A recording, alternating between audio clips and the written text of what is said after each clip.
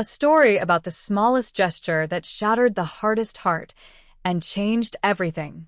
The billionaire was crying in a hospital cafeteria when the dying child offered him her lunch. Hello, beautiful souls.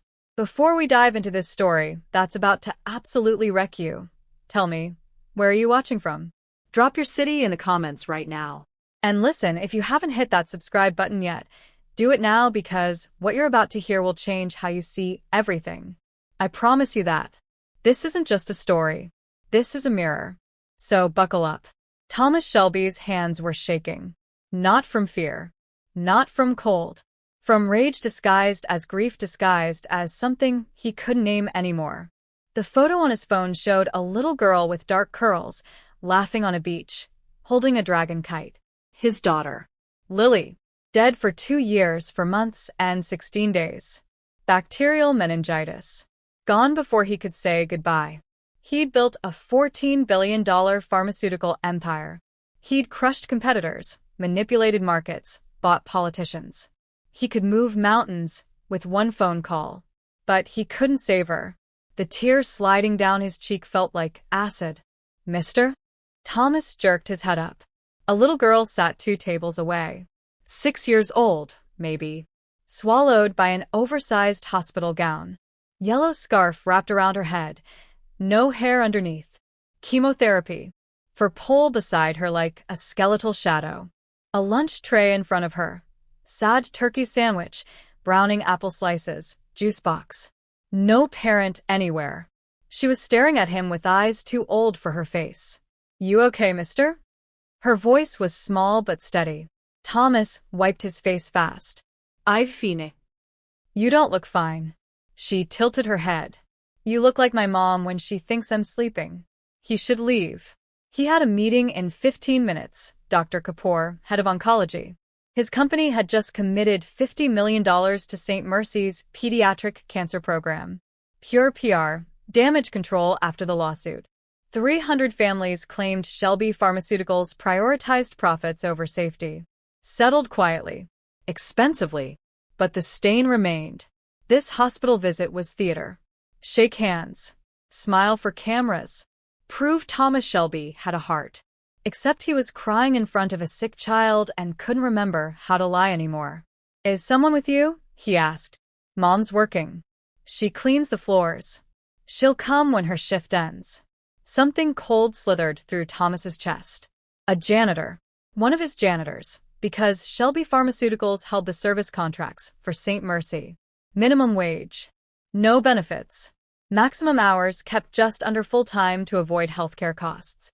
Efficient, his CFO called it. The girl studied him for a long moment. Then she pushed her tray toward the edge of her table, closer to him. Take my food, she said. Thomas blinked. What? Take my food. She gestured at the sandwich. My mom says crying makes people hungry. She cries sometimes when the bills come, and I give her my snacks. It makes her feel better. The words hit him like a fist to the throat. This child, sick, alone, with nothing, was offering him food. I can't take your lunch, Thomas said, his voice cracking. Why not? Because you need it more than I do. She shrugged. You're crying harder than me. And I already ate the chips. The sandwich is gross anyway. Thomas stared at her. At this tiny human in a cancer ward offering comfort to a stranger. What's your name? He whispered. Riley. Riley Anderton. Riley. Not Lily. But close enough to feel like a ghost reaching through time. You have kids, Thomas? She asked. His breath stopped. How do you know my name? You said it. Just now. In your head, maybe? Or out loud? I don't remember. She smiled. Gap-toothed, heartbreaking. So do you? I had a daughter. The words tasted like blood. She died. Riley's eyes widened, not with pity, with recognition. The kind only someone who'd stood too close to death could have. Is that her? She pointed at his phone. Thomas turned it so she could see. Yeah. Lily. She's pretty. She looks like she was fun. Was.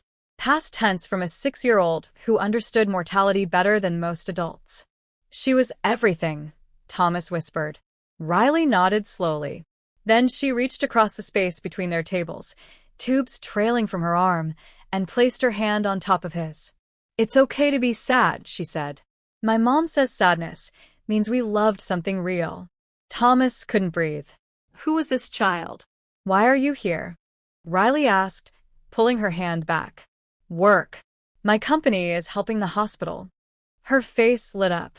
Oh. "You're one of the helpers. That's so cool. We need more helpers." Thomas Shelby, the man Bloomberg called ruthless. The man who'd fired 3,000 people in 1 quarter to boost stock prices. "Riley, how long have you been sick?" 2 years. Leukemia. The bad kind. But Dr. Mina says I'm tough. She swung her thin legs under the table. "I have to believe her, right?" Thomas looked at this little girl.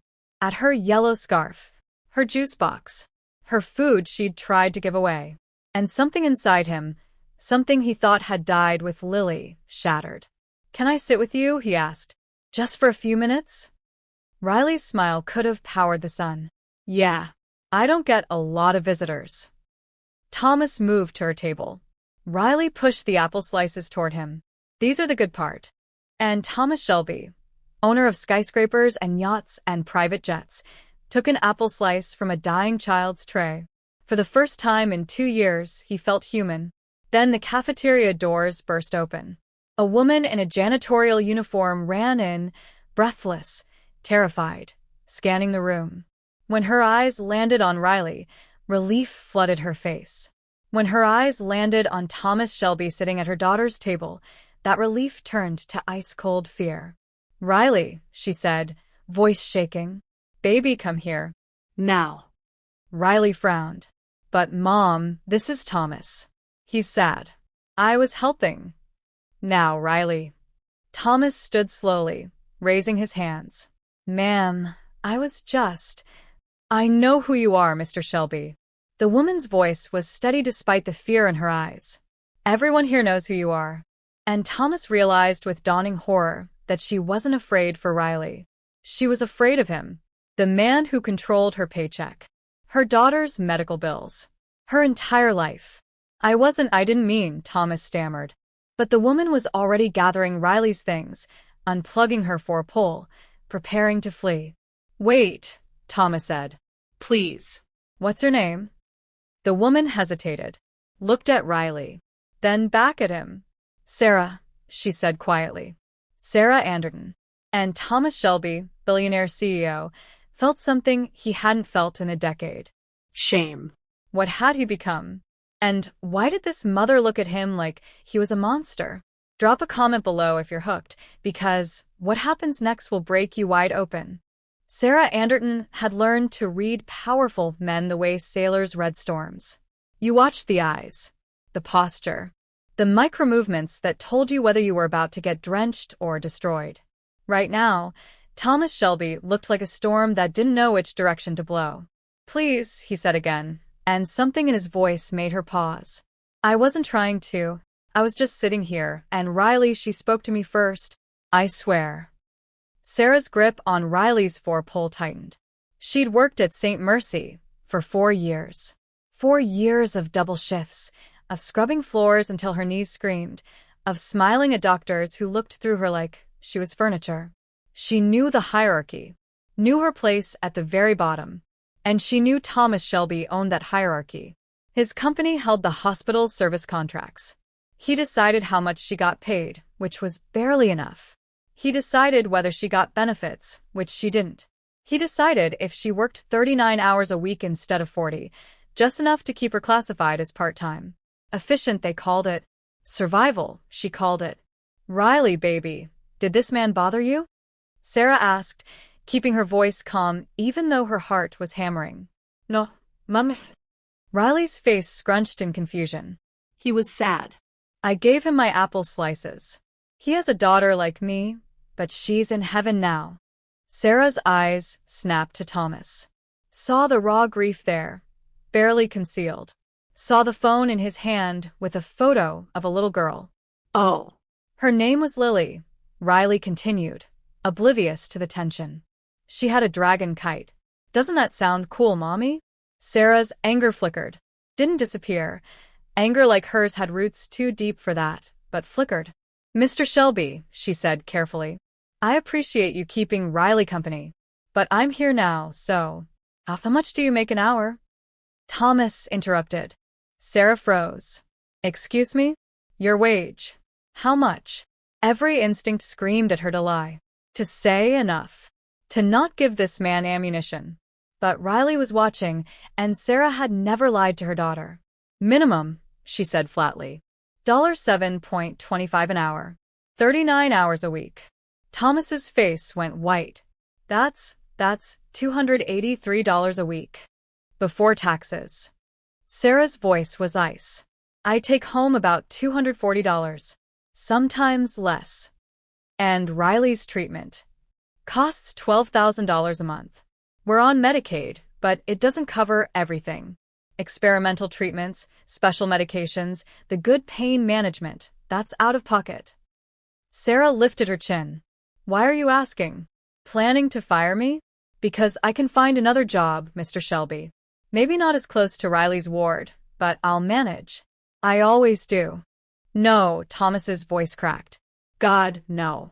I'm asking because I didn't know. I didn't, he ran a hand through his hair. I signed those contracts 2 years ago. I never thought about who was actually working them. Of course you didn't, Sarah said quietly. Not cruel, just factual.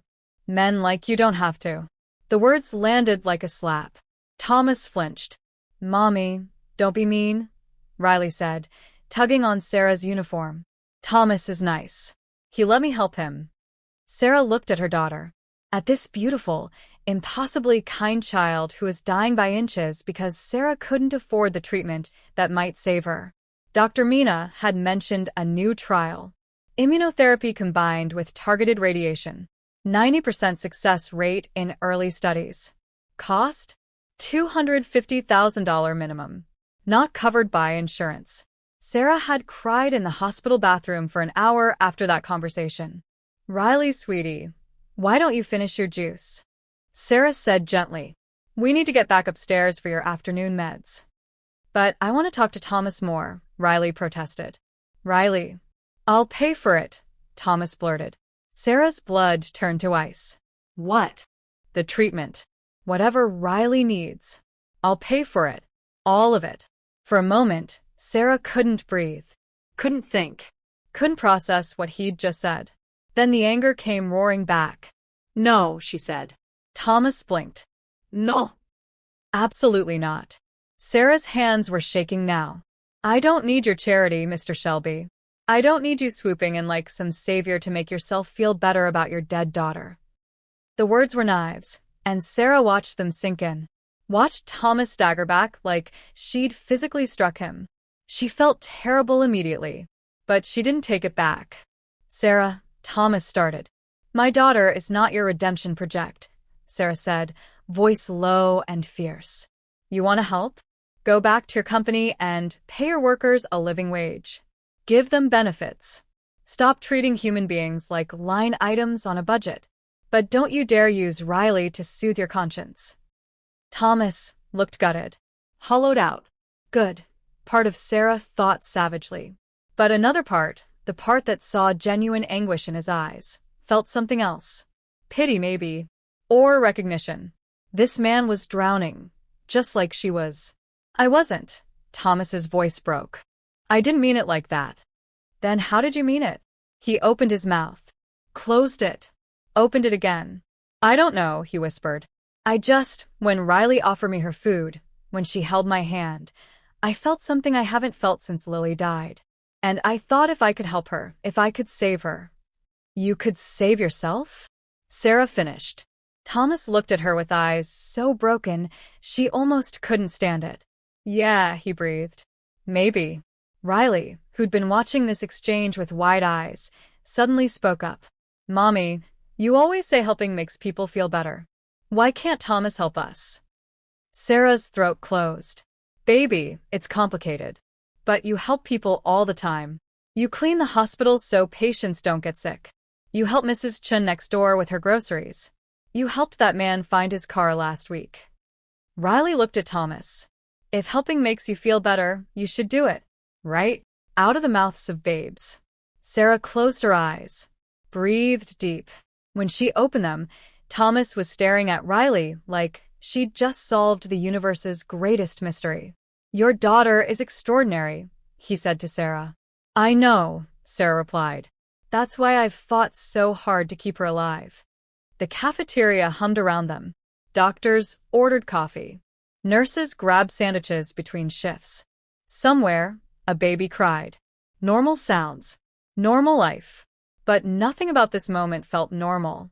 "Mr. Shelby," Sarah said finally, "if you want to help Riley, that's between you and your conscience. But I won't be in debt to you.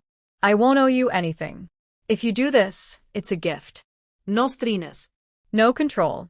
Understood?" Thomas nodded immediately. Understood. "And if you're serious about changing things, about actually being a helper like Riley thinks you are, then this can't be about her alone. There are 40 other kids on this floor whose parents are struggling just like me. Hundreds more in this city. Thousands across the country." "I know," Thomas said quietly. "Do you?" Sarah challenged. "Or are you just realizing it now?" He met her eyes. Both. The honesty surprised her. "Mommy, can Thomas come visit me again?" Riley asked. "Please? He's sad, and I like helping him." Sarah looked at her daughter. Then at Thomas Shelby, this broken billionaire who'd been crying in a cafeteria when Riley offered him apple slices. She thought about pride, about survival, about what she'd sacrifice for Riley's life. Everything she realized, even her anger. "Once a week," Sarah said. "You can visit once a week, but you call first. And if Riley doesn't want to see you, you respect that." "Of course," Thomas said quickly. "Thank you. I thank you." Riley beamed. "Can we be friends, Thomas?" Thomas's eyes filled with tears again. "I'd like that, Riley. I'd like that very much." Sarah gathered Riley's things, helping her daughter stand. The 4-pole rattled. "Room 412, Sarah said to Thomas. "Pediatric oncology. 4th floor." "I'll remember." As Sarah began to walk away, Thomas called out, "Sarah?" She turned. "I'm sorry," he said. "For everything. For not seeing. For not." I'm sorry. Sarah studied him for a long moment. "Sorry doesn't pay bills, Mr. Shelby," she said. "But it's a start." Then she and Riley disappeared through the cafeteria doors. Thomas stood alone, staring at the empty table where a dying child had offered him food and inadvertently offered him something else. A reason. He pulled out his phone. Dialed. "Jennifer," he said when his assistant answered. "Clear my schedule for the rest of the day. And get me every contract we have with St. Mercy Hospital. Personnel files, too. I want to see exactly who we employ and what we pay them." "Sir? Is something wrong?" Thomas looked at the apple slice, still sitting on Riley's abandoned tray. "Yeah," he said quietly. "Everything. But I'm going to fix it." He didn't know how yet. But for the first time in 2 years, Thomas Shelby had a purpose that wasn't revenge or profit or grief. He had Riley Anderton's gap-toothed smile and her mother's fierce eyes. And he had a debt to repay. Not to them, though God knew he owed them. To Lily. To the daughter he couldn't save. Maybe, just maybe, he could save someone else's. But Thomas Shelby didn't know that changing a company was one thing. Changing himself was another. And some people in his life wouldn't let him change at all. If you're feeling this story, drop a comment and let me know what you think of Sarah. Is she right to be angry? Would you have reacted the same way? Thomas Shelby walked into his corner office at 4:47 p.m. and found his entire executive team waiting for him. Not good. "Gentlemen," he said carefully, setting his briefcase down. "This is unexpected." Richard Liddell, his CFO, stood by the window. Silver-haired, shark-eyed, the man who'd helped Thomas build Shelby Pharmaceuticals into an empire. The man who'd also convinced him to cut costs everywhere that didn't directly generate revenue. "We heard about your conversation at St. Mercy," Richard said. Thomas's jaw tightened. "That was 2 hours ago." "Who told you?" "Your assistant. When you asked for personnel files and contracts." Richard turned from the window. Thomas, what are you doing? My job. Your job is maximizing shareholder value, not playing Santa Claus in a hospital cafeteria. Thomas felt something hot flash through his chest. Watch your tone, Richard. Or what? You'll fire me? Richard laughed, cold, mirthless. Go ahead. But first, let me show you something. He pulled out a tablet, tapped the screen, and turned it toward Thomas. Numbers. Projections. Cost analyses. If you raise wages for our contracted workers to even $12 an hour, still not what anyone would call generous, it'll cost us $18 million annually across all our facilities, Richard said. Add benefits? Another $25 million. That's $43 million straight off our bottom line. We made $2.1 billion last year, Thomas said flatly. And our shareholders expect growth. Every quarter. Every year. You start eating into profit margins because you felt guilty about some sick kid, and the board will remove you before you can blink. Let them try. The room went silent. Thomas owned 42% of Shelby Pharmaceuticals. Enough to make him untouchable. Enough to make him dangerous. Thomas. Richard's voice softened, the tone he used when he wanted to sound reasonable. I understand you're going through something. Losing Lily was. Don't, Thomas said quietly. Don't say her name. Fine. But think about this rationally. One sick child doesn't represent 47. Richard blinked. What? There are 47 children in St. Mercy's pediatric oncology ward right now. I checked. Thomas moved to his desk, pulled up the files his assistant had sent. And across our network of contracted hospitals? 362. Children whose parents work for us. Clean our floors. Serve our food. Do the jobs we don't want to see. He looked up at Richard. How many of them are dying because their parents can't afford treatment? That's not our responsibility, Richard said. Isn't it? Thomas's voice rose. We employ their parents. We control their income. We decide whether they can afford to save their kids. How is that not our responsibility? Because we're a business, not a charity. Richard slammed his hand on the desk. You want to help sick kids? Write a check. Start a foundation. But don't dismantle this company, because you met one little girl who reminded you of your daughter. The words hung in the air like poison. Thomas stood slowly. Get out, Thomas. I said get out. All of you. The executives exchanged glances. Then, one by one, they filed toward the door. Richard paused at the threshold. You're making a mistake. Then it's my mistake to make. Richard left. Thomas sank into his chair, staring at the files scattered across his desk. Personnel records. Hundreds of names. Hundreds of people whose lives he'd never considered beyond their cost-benefit ratio. His phone buzzed. Unknown number. He almost didn't answer. Then something made him swipe. Hello? Mr. Shelby? A woman's voice. Strained. Frightened. Yes. This is Dr. Mina Hassan. I'm Riley Anderton's oncologist. Thomas's blood went cold. Is she okay? She's stable. But I'm calling because, Mr. Shelby, did you authorize a payment to Riley's account? What? No. Not yet. I was going to speak with billing tomorrow. Someone just paid off her entire balance, $87,000. And they prepaid for the immunotherapy trial, another $250,000. Thomas's mind raced. I didn't do that. The payment came from an offshore account, Cayman Islands. But the memo line said, for Lily, from a helper. Thomas's breath caught. Someone was watching him. Someone knew about his conversation with Riley. Someone had moved faster than he could. Dr. Hassan, I need you to trace that payment. Find out who. I can't. It's anonymous. Untraceable. Whoever did this knew exactly how to hide their tracks. Why are you telling me this? A pause. Because Sarah Anderton thinks you did it. And she's in my office right now, crying so hard she can barely breathe. Thomas closed his eyes. I'll be there in 20 minutes. He made it in 15. Dr. Hassan's office was small, cluttered with medical journals, photos of patients in remission, a coffee maker that looked older than Thomas. Sarah sat in a chair by the window, face buried in her hands, shoulders shaking. "Sarah," Thomas said softly. She looked up. Her eyes were red, swollen, but not angry. "Not this time." "You did this," she whispered. "I didn't." I swear. "I was going to, but someone beat me to it." "Then who?" Sarah's voice cracked. "Who would do this?" Thomas shook his head. "I don't know." "The payment memo said for Lily," Dr. Hassan interjected. "We assumed it was your daughter." "It was," Thomas said. "But I didn't send it."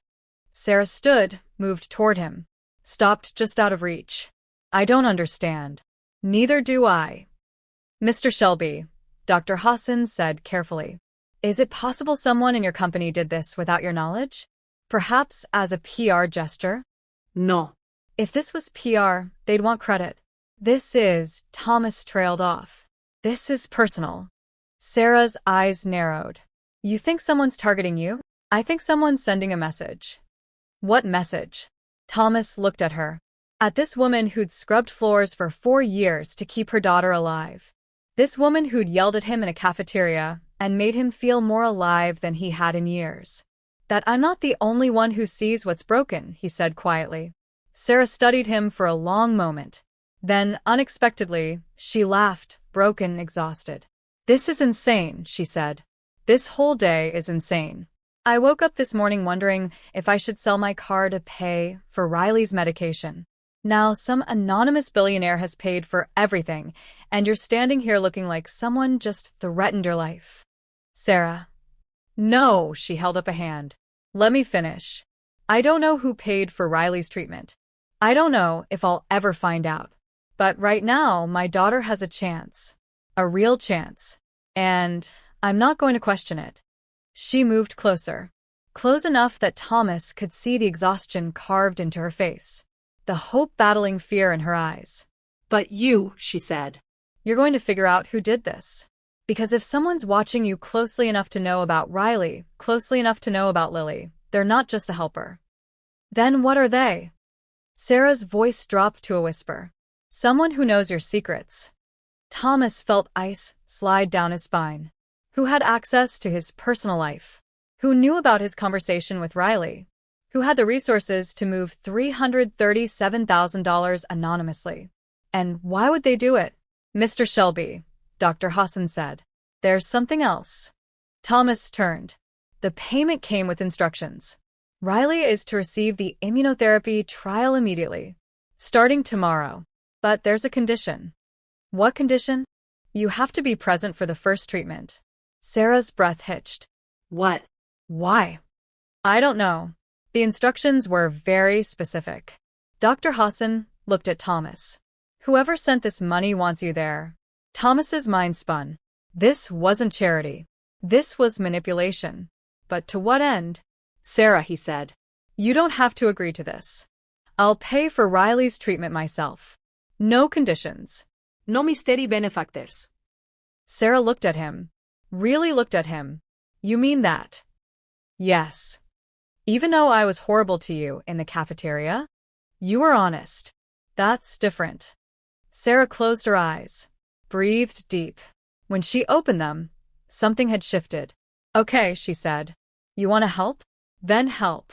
Pay for Riley's treatment. Be there tomorrow.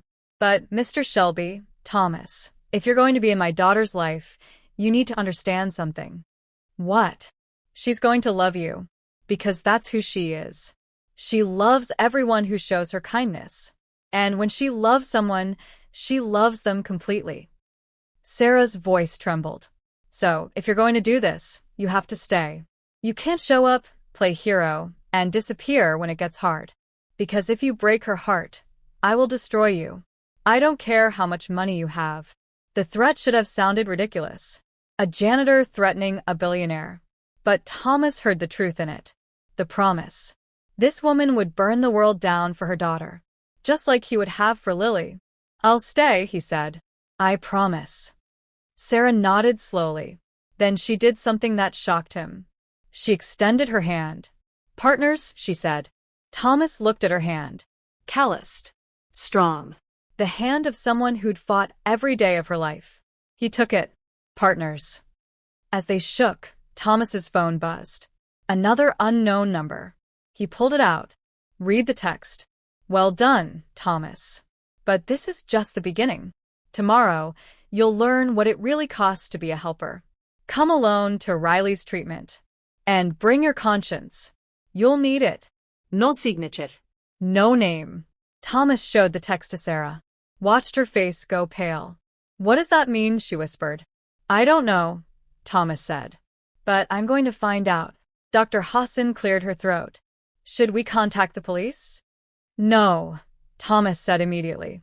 Not yet. Whoever this is, they're not threatening Riley. They're threatening me. And until I know what they want, I'm not risking her safety. Sarah looked torn, terrified, but ultimately she nodded. Tomorrow, she said. 8 Uhr morgens. Pediatric Oncology, room 412. I'll be there. As Thomas left the hospital, his phone buzzed again. Another text. Same unknown number.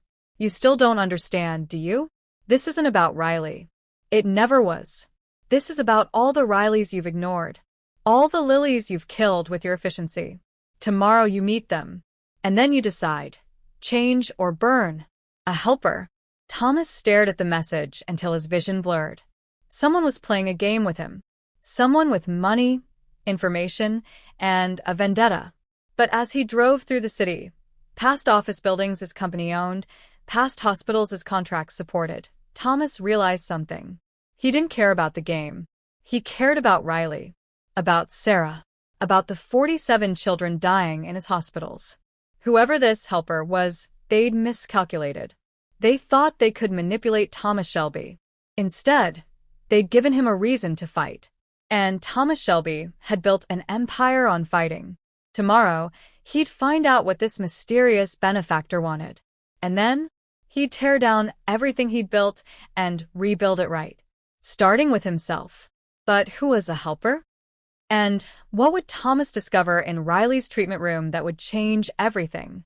Let me know in the comments, do you think this helper is friend or foe? Drop your theories below.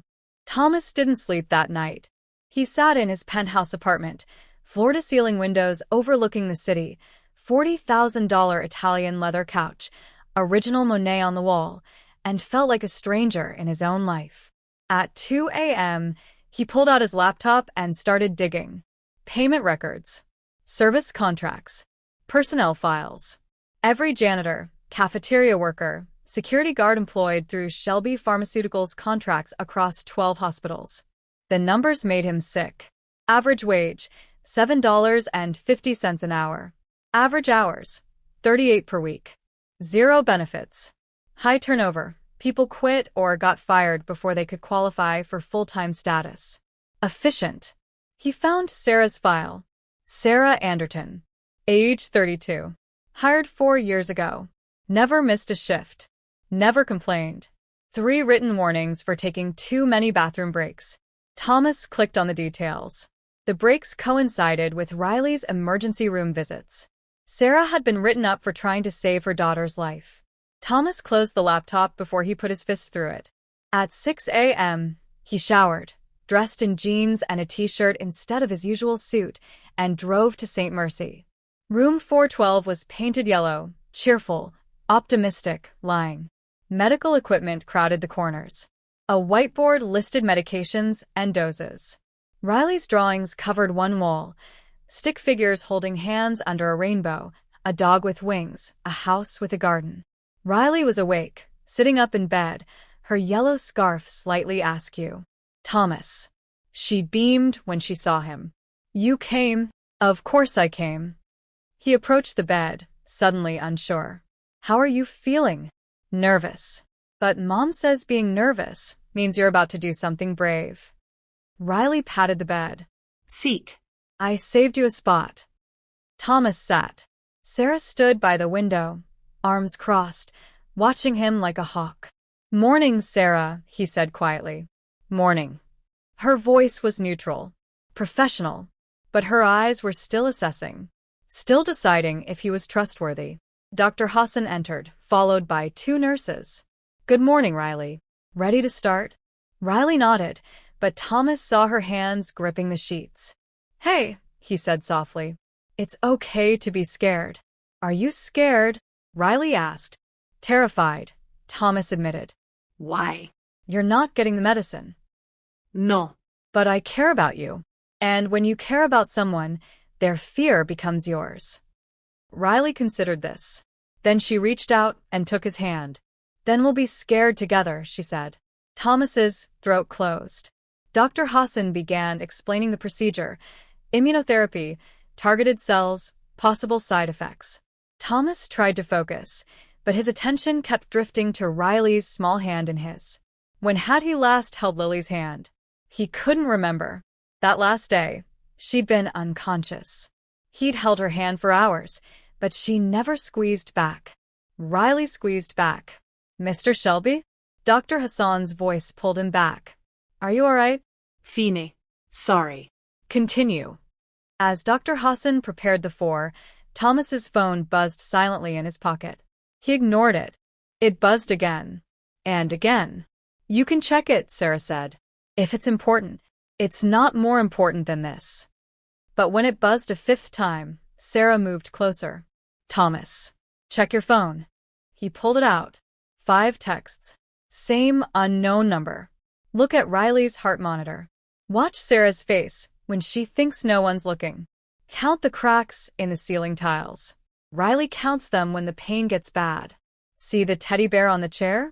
Riley's father gave it to her before he left. She doesn't know Sarah cries when she holds it.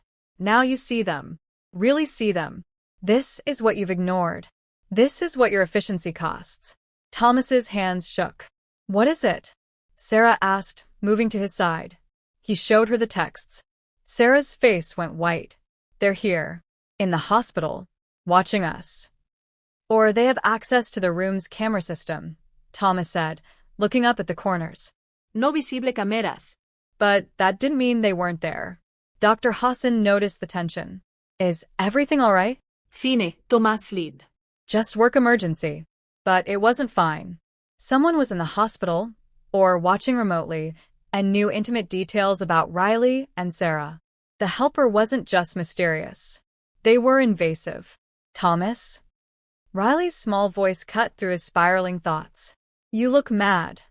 He forced himself to breathe, to smile. Not mad, sweetheart. Just thinking. About what? Asterisk about how someone is watching us. About how I've been complicit in suffering. About how I don't deserve your hand in mine. Asterisk.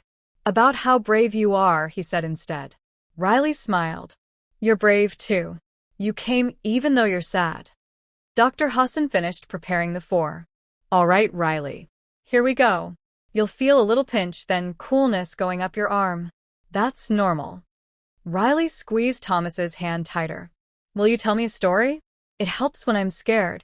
Thomas's mind went blank. I'm not very good at stories. Yes, you are. Tell me about Lily. What was she like? Sarah's eyes widened. Riley, that's not. It's okay, Thomas said quietly. He looked at Riley. At this child who'd offered him food, and now wanted to know about his daughter. She was a lot like you, actually. Really? Really? She was brave. And kind. She once gave her favorite toy to a kid at the park because he looked sad. Thomas felt the old grief rising, but this time it didn't drown him. It just hurt. Clean. Simple. She loved dragons. And strawberry ice cream. And she had this laugh, this incredible, ridiculous laugh that sounded like music. What did she look like? Dark hair, like yours. Brown eyes. Freckles across her nose. Thomas's voice cracked. She was beautiful. I bet she was. Riley's eyes were soft. Do you think she would have liked me? Thomas's breath hitched. She would have loved you. Riley smiled. Then winced as Dr. Hassan inserted the four. Deep breaths, Riley, Dr. Hassan instructed. You're doing great. The medicine began flowing. Thomas watched the clear liquid travel through the tubes into Riley's small arm. Please work, he thought. Asterisk. Please. His phone buzzed again. Good. You're praying. That's more honest than anything you've done in years. But prayer isn't enough. Action is. Check your email. I sent you homework. Thomas pulled up his email. Found a message from an encrypted address. Subject: the real cost. Attached were 47 files. Each one a dossier on a child in St. Mercy's pediatric ward. Names. Diagnoses. Family situations. Treatment costs. Thomas opened the first one. Maya Chun. Age 4. Neuroblastoma. Mother. Hospital cafeteria worker. $7.75 per hour. Father. Deceased. Treatment needed. $180,000. Prognosis without treatment. 6 months. He opened the second. Jackson Brooks. Age 8. Leukemia. Parents. Both hospital security guards. Combined income $34,000 per year. Treatment needed. $220,000. Prognosis without treatment. 4 months. Asterisk. He kept opening files. Each one a child. Each one dying. Each one connected to someone in his employ. By the 10th file, Thomas was shaking. By the 20th, he was crying. By the 47th, he understood. Thomas? Sarah's voice seemed far away. Thomas, what's wrong? He looked up.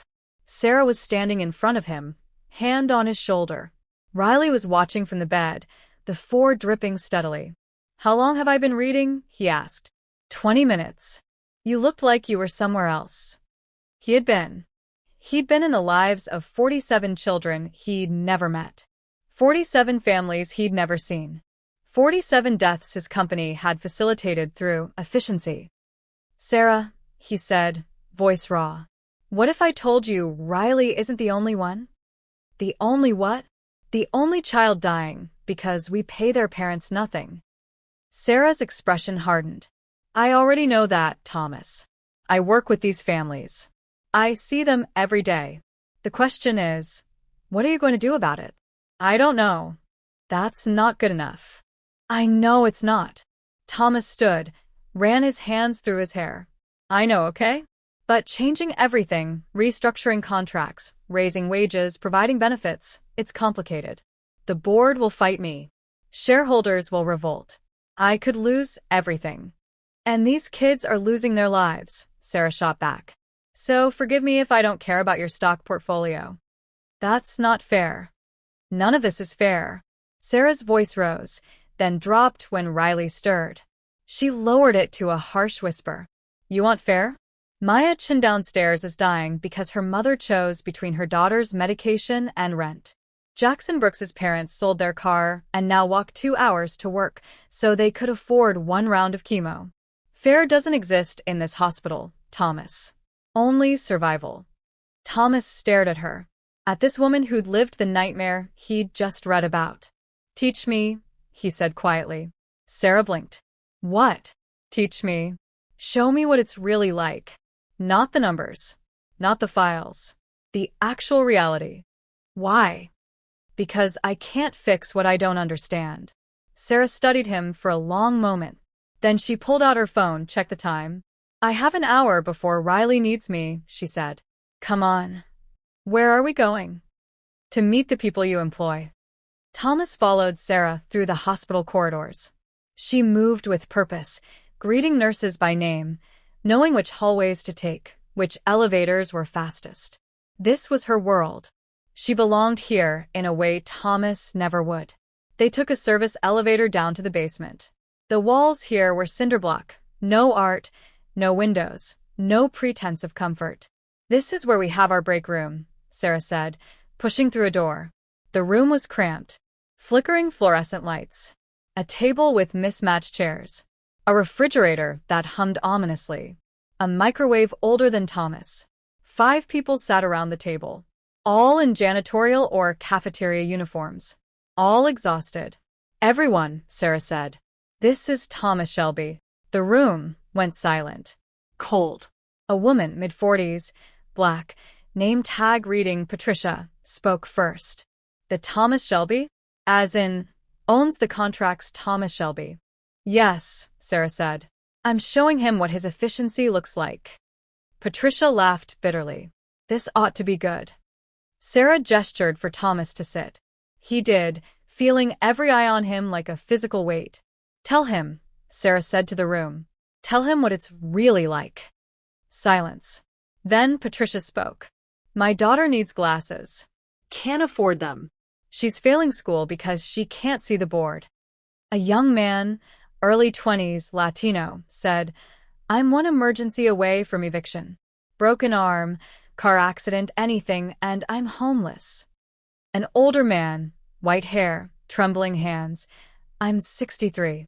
Been here 7 years. No retirement. No savings. I'll die working because I can't afford not to. A woman with tired eyes. My son got sick last year. Had to choose between his antibiotics and electricity. We ate dinner by candlelight for 2 weeks. Patricia again. Want to know the best part? We're the lucky ones. We still have jobs. I know 3 people who got fired when they hit 39 hours too many weeks in a row. Can't have us qualifying for benefits, right? Thomas felt like he was drowning. I didn't. I never thought. No, Patricia said flatly. You didn't. Men like you never do. Patricia, Sarah warned. No, Sarah.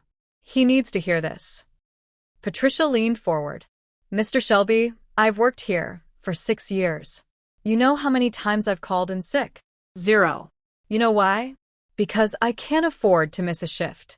I've cleaned floors with the flu, with a concussion, with my father dying in hospice 2 floors up.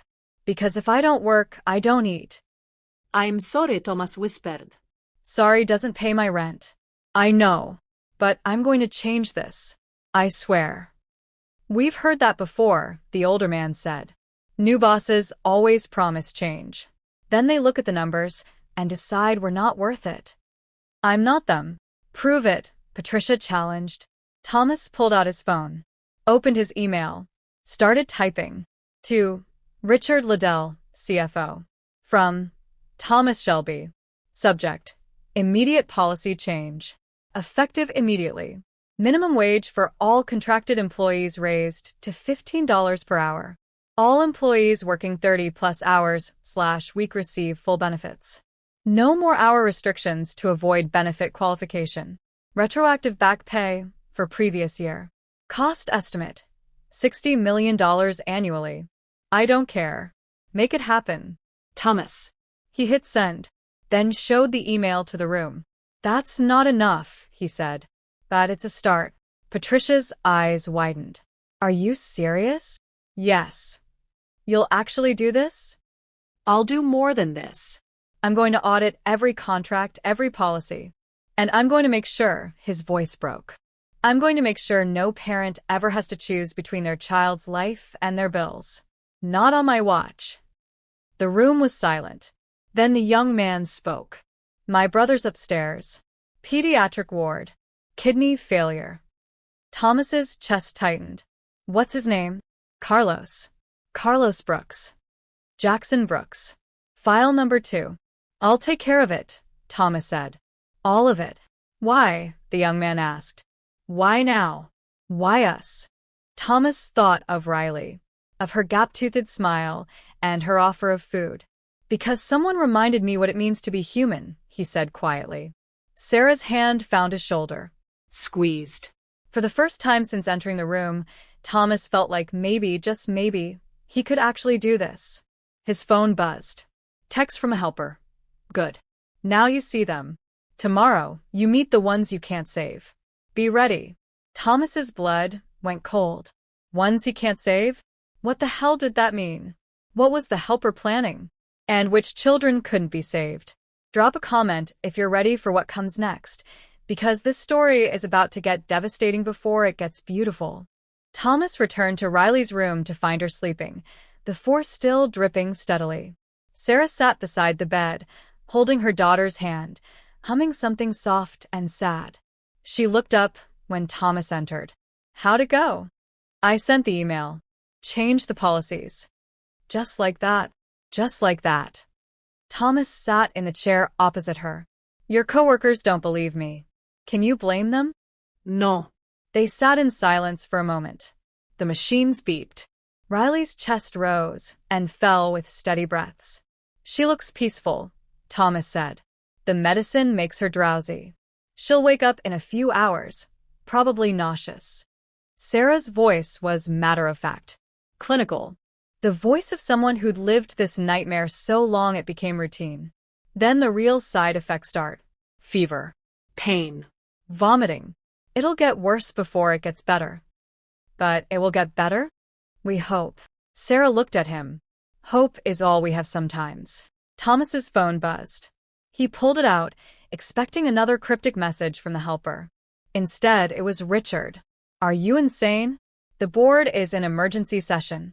They're talking about removing you. Call me. Now. Thomas typed back. Let them try. He silenced his phone. Trouble? Sarah asked. Nothing I can't handle. But that was a lie. The board could remove him. He owned 42%, significant but not majority. If they united against him, if they convinced enough shareholders that Thomas had lost his mind, he could lose everything. The company, the money, the power, everything except the one thing that mattered. The promise he'd made to Riley. Thomas, Sarah said quietly, can I ask you something? Anything. Why are you really doing this? And don't say it's because of Riley's kindness or guilt about Lily. I need the real answer. Thomas leaned back, studied the ceiling. Someone, probably Riley, had stuck glow-in-the-dark stars up there. They weren't glowing now, but he could see their outlines. When Lily died, he began, I stopped being a person. I became the function. I went to work, made money, Built things. Destroyed things. but I wasn't alive. I was just moving. He looked at Sarah. Then Riley offered me her food. This tiny, dying child who had every reason to hate the world offered me comfort. And I realized, his voice cracked. I realized I'd spent 2 years being exactly the kind of person who creates the world that's killing her. The kind of person who values money over lives. Efficiency over humanity. And now you want to be different? I want to deserve the kindness she showed me. Sarah's eyes glistened. That's the first honest thing you've said since I met you. Before Thomas could respond, the door burst open. A man in an expensive suit, designer, tailored, the kind that cost more than Sarah made in 3 months, strode in. Tall, dark-haired, handsome in that practiced way that came from money and personal trainers. He stopped short when he saw Thomas. You, he said, voice dripping venom. Sarah stood immediately. Kevin, what are you doing here? Kevin. Thomas ran the name through his memory. Then it clicked. Kevin Anderton, Riley's father. The man who'd left when Riley got sick. I heard about the payment, Kevin said, ignoring Sarah and focusing on Thomas. Someone paid for Riley's treatment. Anonymous donor. But I know it was you. It wasn't, Thomas said calmly.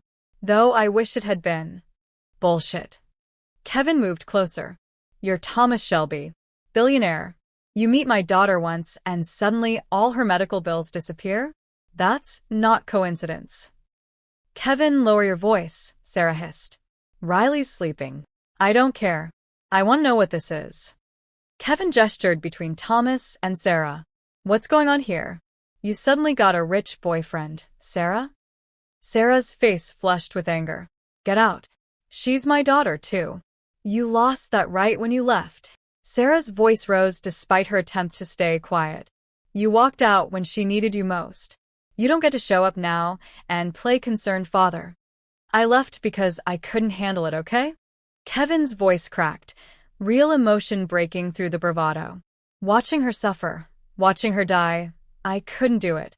So you left me to do it alone, Sarah said coldly. Real brave, Kevin. I'm here now. 2 years too late. Thomas watched this exchange, feeling like an intruder. But he also saw something in Kevin's eyes. Something familiar. Fear. Grief. Self-loathing. The same things Thomas saw in his own mirror every morning. Kevin, Thomas said quietly. Can we talk? Outside. I don't want to talk to you. I know. But we're going to anyway. Something in Thomas's tone made Kevin hesitate. Then, reluctantly, he followed Thomas into the hallway. They stood by a window overlooking the parking lot. Early evening sun cast long shadows. You left because you were scared, Thomas said. Not a question. A statement. What do you know about it? Kevin shot back. Everything. I know what it's like to watch your child suffer. To feel helpless. To want to run because staying hurts too much. Kevin's jaw tightened. Yeah? Did you run? No. But only because I didn't have time. Lily was gone before I could decide to be a coward. The words hung between them. Kevin's shoulders sagged. I loved her. Riley. I loved her so much it terrified me. I know. When she got sick, when they told us it was cancer, I broke. I couldn't be strong like Sarah. Couldn't smile and be positive and pretend everything would be okay. So I left. And now you're back because someone paid the bills, Thomas said. Because suddenly it's safe to care again. Kevin flinched. That's not. It is. And I get it. But Kevin, you need to understand something. Thomas stepped closer. Sarah has been fighting alone for 2 years. She's worked herself to exhaustion. She's sacrificed everything.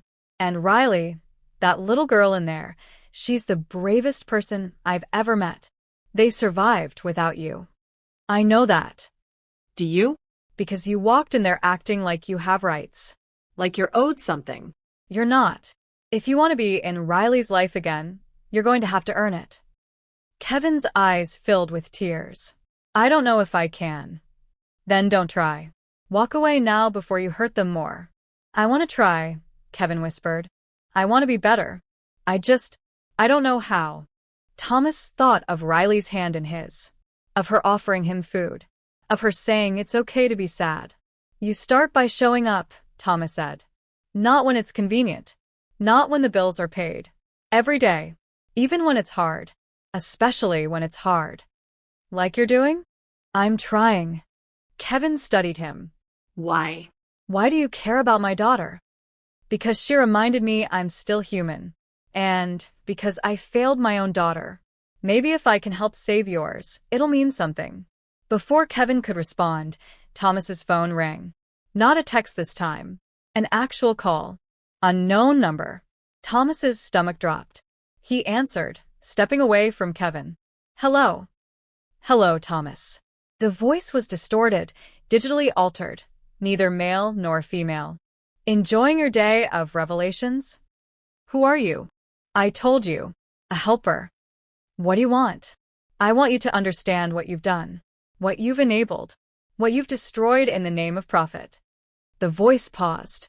How many children do you think have died because their parents couldn't afford treatment? Because you decided efficiency mattered more than lives. Thomas's blood ran cold. I don't. 17. The word hit like a bullet. 17 children in the past 2 years alone. Just in the hospitals where you hold contracts. 17 kids who might have lived if their parents made a living wage. If they had health care. If someone like you had cared enough to look. Thomas couldn't breathe. You're lying. Am I?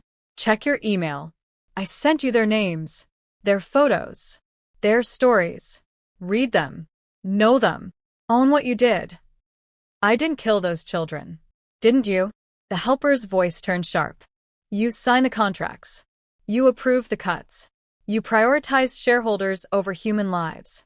That's murder, Thomas. Just slower. Quieter. More profitable. Why are you doing this? Thomas's voice broke. Because someone has to. Because the world is full of people like you. Powerful, wealthy, convinced your success justifies any cost. Someone has to hold you accountable. Fine. You've made your point. I'm changing things. I'm fixin'. It's not enough. Thomas froze. What? Raising wages. Providing benefits. Paying for Riley's treatment. It's good. But it's not enough. Because you're still you, Thomas Shelby. You're still the man who built an empire on suffering. And I need to know if you can actually change, or if this is just temporary guilt that'll fade once Riley's better. What do you want from me? Everything. The helper's voice softened slightly. I want you to dismantle everything you built. I want you to redistribute your wealth. I want you to spend the rest of your life making amends for the lives you've destroyed. That's the price of redemption. That's insane. Is it? How much is a child's life worth, Thomas? Is it worth more than your company? Your mansion? Your private jet? Thomas looked through the window at Riley's room, at Sarah sitting beside the bed, at Kevin standing awkwardly in the hallway. Yes, he whispered. Then prove it. Tomorrow, 6 a.m. The hospital chapel. Come alone. I'll be waiting. Why the chapel? Because you're going to need to pray for forgiveness. And I'm going to decide if you deserve it. The line went dead. Thomas stood there, phone pressed to his ear, heart hammering. Kevin approached slowly. You okay? No, Thomas lowered the phone. I'm not okay, but I'm going to be. He walked back to Riley's room. Sarah looked up as he entered. Thomas? You look terrible. I need to tell you something, he said. The helper, the person who paid for Riley's treatment, they just called me. Sarah stood. What did they say? They want to meet tomorrow. They want me to prove I'm serious about changing. How? By giving up everything. Sarah's eyes widened. Thomas, you don't have to. Yes, I do. He looked at Riley, still sleeping peacefully. I built my fortune on people suffering, on cutting costs and maximizing profits and ignoring the human cost. 17 children died because of decisions I made. 17. That's not all your fault. Isn't it? Thomas's voice was harsh. I signed the contracts, Sarah. I approved the policies. Those deaths are on me. So, what are you going to do? Thomas pulled out his phone, opened his email, found the message from the helper. 17 names. 17 faces. 17 stories of children who died because their parents couldn't afford treatment. He read them all. Every single one. By the time he finished, tears were streaming down his face. I'm going to that meeting, he said. And I'm going to do whatever they ask. Because they're right. I need to prove this isn't just guilt. This is who I'm choosing to be now. Sarah moved closer, put her hand on his arm. Thomas, whoever this helper is, they're manipulating you. They're using guilt and fear to control you. I know. And you're still going? Yes. Why? Thomas looked at her, at this woman who'd fought so hard for so long. Because I deserve to be manipulated. I deserve to be afraid. And if giving up everything I have means no other parent has to watch their child die because they're poor, then it's worth it. You're insane, Sarah whispered. But there was something like respect in her eyes. Maybe. But I'm also done being the villain in other people's stories. Riley stirred in her bed. Her eyes fluttered open. Thomas, she said sleepily, why are you crying? He went to her side immediately. Just thinking, sweetheart. About Lily? About a lot of things. Riley reached for his hand. It's okay. Sad is just love with nowhere to go. My mom told me that. Thomas looked at Sarah. She nodded, eyes glistening. Your mom is very wise, Thomas said. I know. Riley smiled, then noticed Kevin in the doorway. Her smile faltered. Daddy. Kevin stepped forward hesitantly. Hi, baby girl. You came back. Yeah. I came back. I'm sorry I left. Riley studied her father for a long moment. Then she extended her other hand, the one without the four. Okay, she said simply. Just like that. Forgiveness without conditions. Love without requirements. Thomas watched Kevin take his daughter's hand, watched this broken man start to cry. And Thomas understood something profound. Riley didn't just offer food to hungry people. She offered grace to broken ones. She'd offered it to Thomas. Now she was offering it to her father. Maybe that's what the world needed. Not judgment. Not punishment. Grace. But first, Thomas had to earn it. Tomorrow, he'd meet the helper. Tomorrow, he'd learn the true cost of redemption. And tomorrow, Thomas Shelby would decide, hold on to his empire, or become the man Riley believed he could be. The choice, he realized, had already been made. But who was the helper? And what would they demand in that chapel? Tell me in the comments. Would you give up everything for a second chance? What would you sacrifice for redemption? Thomas didn't go home that night. He stayed in Riley's room, sitting in the uncomfortable hospital chair while Sarah dozed on the pull-out couch. Kevin had left around midnight, promising to return in the morning, a promise Sarah accepted with skepticism and exhaustion. Riley slept fitfully. Around 3 a.m., she woke up vomiting. Thomas held the basin while Sarah stroked her daughter's back, murmuring comfort. When Riley finally fell back asleep, Sarah looked at Thomas with hollow eyes. "This is what it's like," she said. "Every treatment, every round. She suffers, and I can't do anything except hold her and pretend it'll be okay." "It will be okay," Thomas said. "You don't know that." No. "But I believe it." Sarah laughed bitterly. "You've known her 2 days, Thomas. 2 days. And you believe? Don't you?" The question hung in the air. Sarah looked at her daughter. Pale, thin, fragile. "I have to," she whispered. "If I stop believing, I stop fighting. And if I stop fighting, she dies." Thomas reached across and took Sarah's hand. She didn't pull away. They sat like that until dawn broke through the window. At 5:45 a.m., Thomas stood outside the hospital chapel. The hallway was empty, quiet except for the distant sounds of medical equipment and hushed conversations. The chapel door was old oak, heavy, with a small brass handle. Thomas checked his phone. No new messages. He pushed the door open. The chapel was small, maybe 20 rows of pews, a simple altar, stained glass windows depicting abstract patterns of light. Non-denominational. Designed for comfort, not conversion. Someone sat in the front pew, back to the door. Still. Waiting. Thomas walked down the aisle slowly. His footsteps echoed. "Sit," the figure said without turning. Thomas sat beside them. It was a woman. Late 50s, maybe 60. Gray hair pulled back in a neat bun. Expensive, but understated clothing. Face weathered by time and something else, grief, maybe. Or anger long held. She didn't look at him.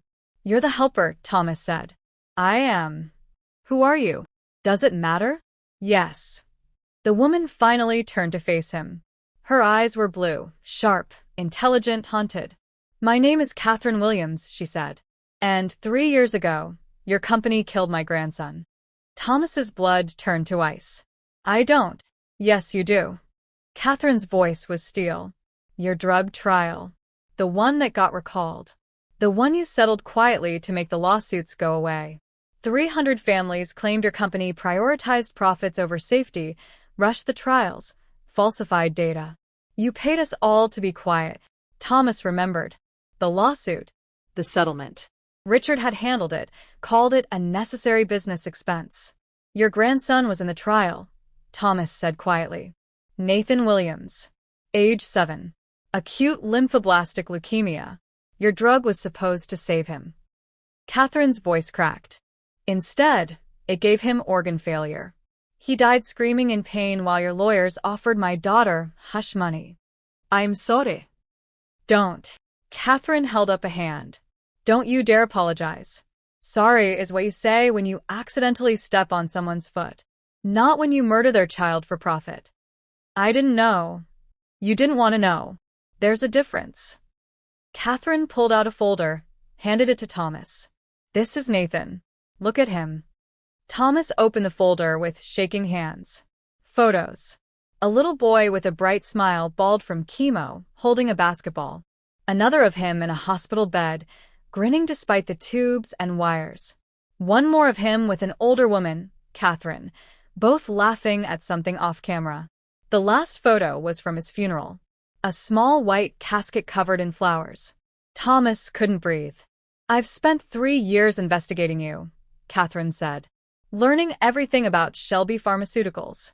Your contracts, your policies, your calculated cruelty disguised as business acumen.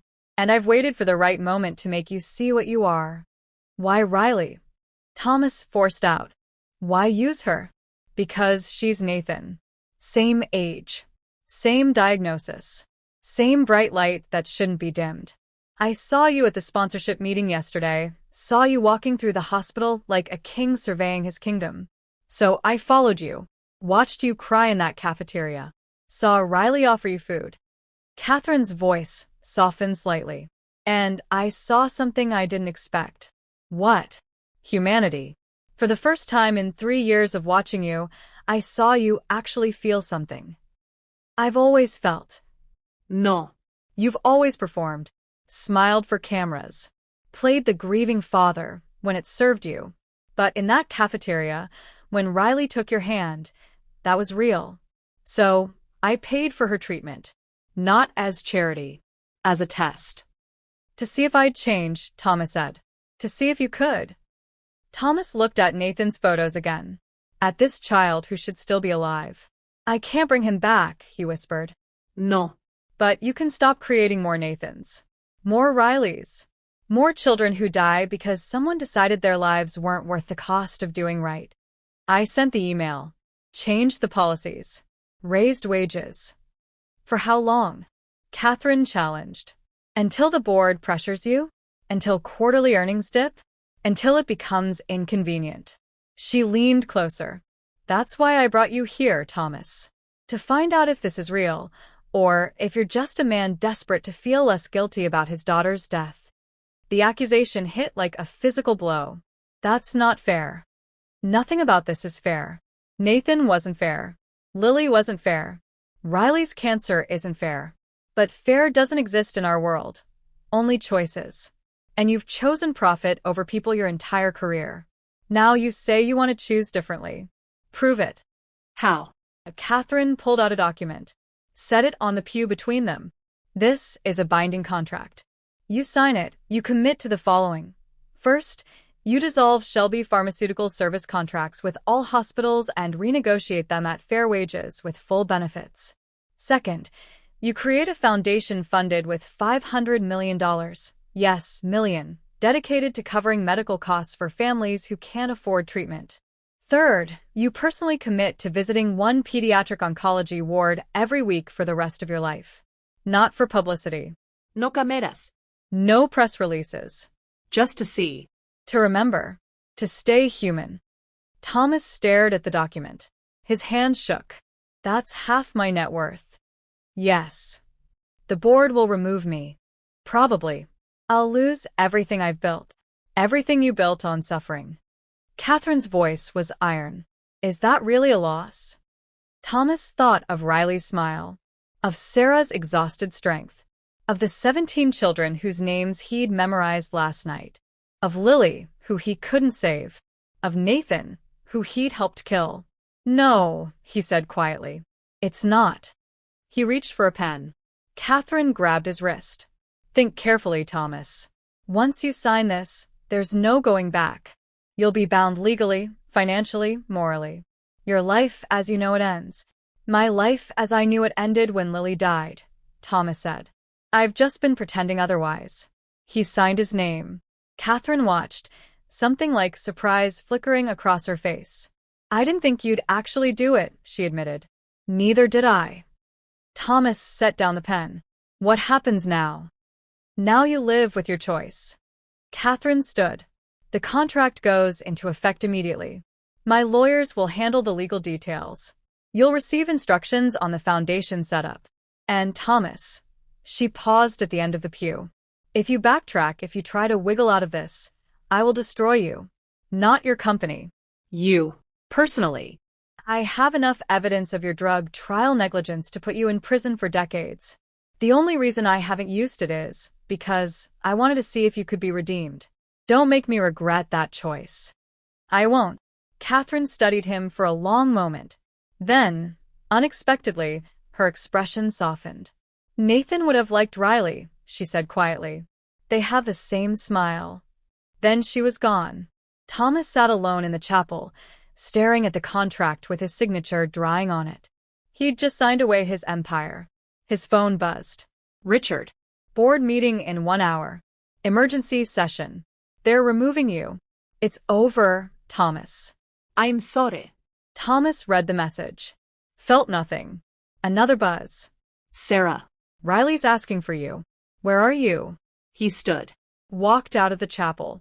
Headed back to room 412. When he arrived, Sarah stood in the hallway, face pale. Thomas, something's happened. His heart stopped. Riley. No, she's okay. But Kevin, Sarah's voice broke. He called CPS. Child Protective Services. He's claiming I'm unfit because I left Riley alone in the cafeteria. He's trying to get custody. Thomas felt rage bloom hot in his chest. He can't do that. He can. He has money now, his new wife is wealthy. And I'm a broke single mother who works 60 hours a week. Sarah's eyes were wild with panic. Thomas, they could take her. They could take my daughter. They won't. You don't know that. Yes, I do. Because I'm going to stop him. How? You can't just. Watch me. Thomas pulled out his phone. Dialed his lawyer, the one who'd handled the trial settlements, the one who was ruthless and expensive and very, very good. Daniel, it's Thomas. I need you to do something for me. There's a man named Kevin Anderton about to file for custody of his daughter. I need you to bury him. Legally, I mean. Find every reason why he's unfit. Every abandoned responsibility. Every failed payment. Make it so thorough that no judge would even consider his petition. Thomas, that kind of thing takes time. You have 3 hours. Bill me whatever you want. Just do it. He hung up, turned to Sarah. It's handled. Sarah stared at him. Just like that? Just like that. Thomas, I can't afford. You're not paying. I am. I told you I don't want charity. This isn't charity. This is me protecting Riley. Protecting you. That's what, he hesitated. That's what friends do. Sarah's eyes filled with tears. Friends? If you'll have me. She laughed, broken, exhausted, relieved. You're insane. So, I've been told. Sarah moved closer. Then, without warning, she hugged him. Thomas froze. When was the last time someone had hugged him? When was the last time he'd let anyone close enough? Slowly, carefully, he hugged her back. Thank you, Sarah whispered against his shoulder. Always. They stood like that for a moment. Then Sarah pulled back, wiping her eyes. Riley's been asking for you. She wants to show you her new drawing. Then let's not keep her waiting. They entered the room together. Riley was sitting up in bed, markers scattered around her, a piece of paper in her lap.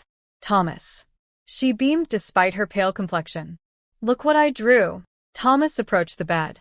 The drawing showed 3 stick figures holding hands. One tall with dark hair, him. One with curly hair and a yellow circle on her head, Riley. One in the middle with long hair, Sarah. Underneath, in shaky child handwriting, my family. Thomas's throat closed.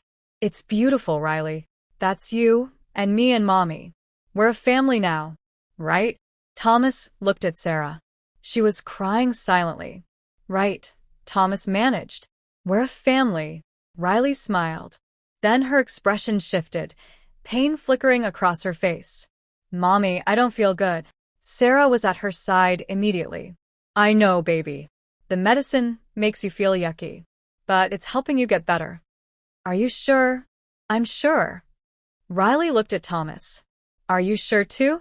Thomas thought of Nathan, of the 17 children, of all the promises he'd made and broken. But looking at Riley's trusting eyes, he knew he couldn't lie. I'm sure, he said. You're going to beat this. I believe in you. Riley smiled, then closed her eyes, exhausted. Thomas's phone buzzed. Multiple messages. All from Richard. The board voted. You're out. They're installing me as interim CEO. Security is being sent to your office to collect your access cards. I'm sorry, Thomas. You force their hand. Then one more message. From Catherine Williams. I heard about the board.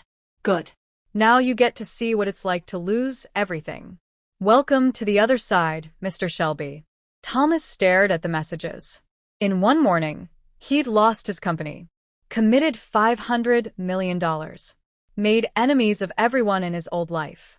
And somehow, looking at Riley's drawing of their makeshift family, none of it mattered. He'd lost everything. But for the first time in years, he felt like he'd found something worth keeping. Himself. But losing his company was just the beginning. The real battle was about to start. Drop a comment if you're still with me, because we're about to see what Thomas Shelby is really made of. 3 days later, Thomas Shelby sat in a studio apartment in Queens. Not his penthouse. That was being seized by the board as company property. Apparently, it had always been in the corporate name. Tax purposes, Richard had explained years ago. Thomas hadn't cared then. He cared now. The apartment was 600 square feet. 1 bedroom. Kitchenette with a 2-burner stove. Bathroom with a shower that dripped. Rent. $1,800 a month, which suddenly seemed like a fortune when you didn't have billions backing you up. Thomas stood at the window, looking at the street below. People rushing to work. A food cart vendor setting up. Normal life. His phone rang. Sarah. Hey, he answered. Hey yourself. Where are you? You missed visiting hours yesterday. I'm sorry. I was dealing with some things. What things? Thomas, are you okay? He looked around his tiny apartment. At the second-hand furniture he'd bought yesterday. At the single bag of belongings he'd managed to take from his old life. I'm fine, he lied. You're a terrible liar. Sarah's voice softened. Where are you? Thomas gave her the address. 30 minutes later, someone knocked on his door. Sarah stood there with Riley beside her. No longer in a hospital gown but in regular clothes. Jeans. A purple sweater. Her yellow scarf. You're out, Thomas said, surprise flooding through him. Just for a few hours. Dr. Hassan said Riley could come if she promised to rest. Sarah looked past him into the apartment. Can we come in? It's not much. Thomas, let us in. He stepped aside. Riley immediately walked to the window. Wow. You can see the whole street. That's so cool. Sarah surveyed the space with sharp eyes. Took in the emptiness. The bareness. The way Thomas had clearly just moved in. What happened? She asked quietly. The board removed me. Froze my assets pending investigation. Apparently, when you commit $500 million without board approval, people get upset. Thomas tried to smile. It didn't work. I'm officially unemployed. Thomas. It's fine. Really. I have some savings they couldn't touch. Enough to live on for a while. And he gestured vaguely. I'm figuring it out. Sarah moved closer. You gave up everything. Not everything. I still have this. He pulled Riley's drawing from his pocket, the one with the 3 stick figures. He'd been carrying it everywhere. I have you guys. That's not nothing. Riley turned from the window. Thomas, are you poor now? The question, so direct, so innocent, made Thomas laugh despite everything. Yeah, sweetheart. I guess I am. Like us. Like you. Riley considered this. Then she dug into her pocket and pulled out a crumpled $5 bill. Here, she said, walking over and pressing it into his hand. You can have this. Mom gave it to me for my piggy bank, but you need it more. Thomas stared at the $5. His vision blurred. Riley, I can't. Take my money, she said, echoing her own words from that first day. That's what friends do. They share. Thomas knelt down to her level. You are the best person I've ever met. You know that. Riley smiled, gap-toothed, radiant. That's what Mom says too. But I think you're pretty great also. Thomas. Sarah's voice was thick with emotion. Look at me. He stood. Met her eyes. You didn't have to do this, she said. You didn't have to give up your company for people you barely know. Yes, I did. Why? Because Riley offered me her food when she had nothing. How could I do any less? Sarah's eyes shimmered. Then she did something unexpected. She cupped his face in her hands. You're a good man, Thomas Shelby. Took you a while to figure it out, but you're good. Thomas couldn't remember the last time someone had called him good. Before he could respond, his phone rang. Unknown number. Not again. He answered warily. Hello. Thomas Shelby? A man's voice. Professional. Unfamiliar. Yes. My name is James Carter. I'm an attorney representing a coalition of families who were affected by your company's drug trial 3 years ago. We'd like to meet with you. Thomas's stomach dropped. About what? About justice. We understand you've been removed from Shelby Pharmaceuticals. We also understand you recently signed a contract with Catherine Williams committing to significant financial reparations. We want to discuss expanding that commitment. I don't have access to company funds anymore. We know. We're not interested in the company. We're interested in you. Specifically, we want you to testify against Shelby Pharmaceuticals in our reopen lawsuit. Your testimony could take down the people who falsified trial data, the people who killed our children. Thomas looked at Sarah. At Riley. I'll testify, he said without hesitation. Whatever you need. You understand this will make you a pariah in the pharmaceutical industry? You'll never work in that field again. Good. I don't want to. A pause. Mr. Shelby, I'll be honest. We expected you to refuse. To protect yourself. I'm done protecting myself. When do you need me? Next week. I'll send details. The call ended. Sarah was staring at him. Thomas, what did you just agree to? To tell the truth.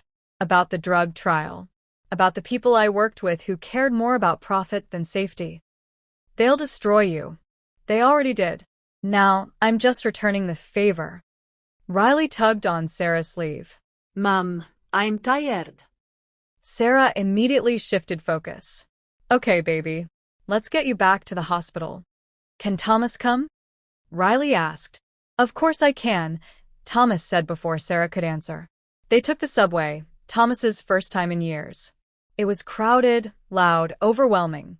A woman with 3 kids juggled grocery bags. An elderly man dozed in the corner. 2 teenagers argued about a video game. Real life. Messy. Unfiltered.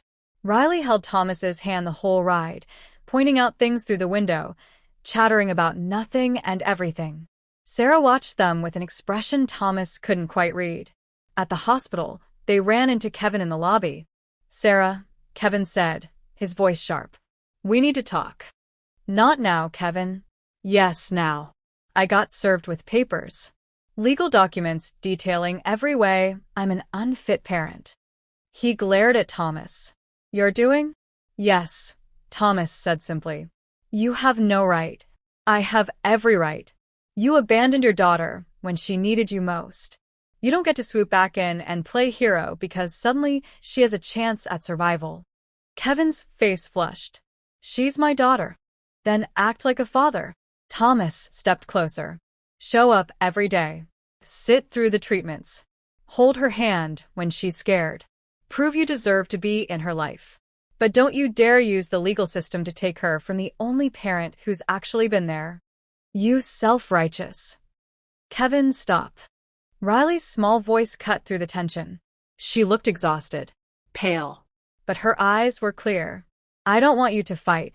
Kevin's anger deflated immediately. Riley, honey. If you want to visit me, you can. But Mom stays. Always. Okay. Kevin looked at his daughter. At this tiny girl dictating terms. Okay, he whispered. Okay. Riley nodded, then swayed slightly. Sarah caught her. That's enough excitement. Let's get you upstairs. As they walked toward the elevators, Thomas's phone rang again. Catherine Williams. He answered. Hello. Thomas. I heard about the testimony, the lawsuit. And I wanted to tell you something. Catherine's voice was different, softer. Nathan would have liked you. The you you're becoming, not the one you were. Thomas's throat tightened. Thank you. Don't thank me yet. Testifying will be brutal. They'll attack your character, your credibility, your motives. They'll make you wish you'd stayed silent. I won't stay silent.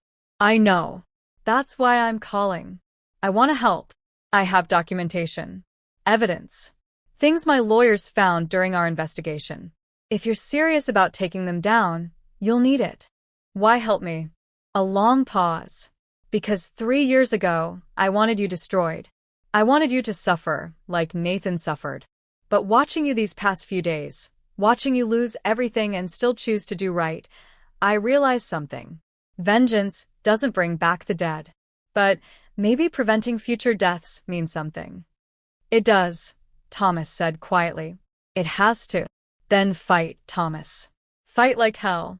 And when you testify, remember Nathan. Remember the 17 children.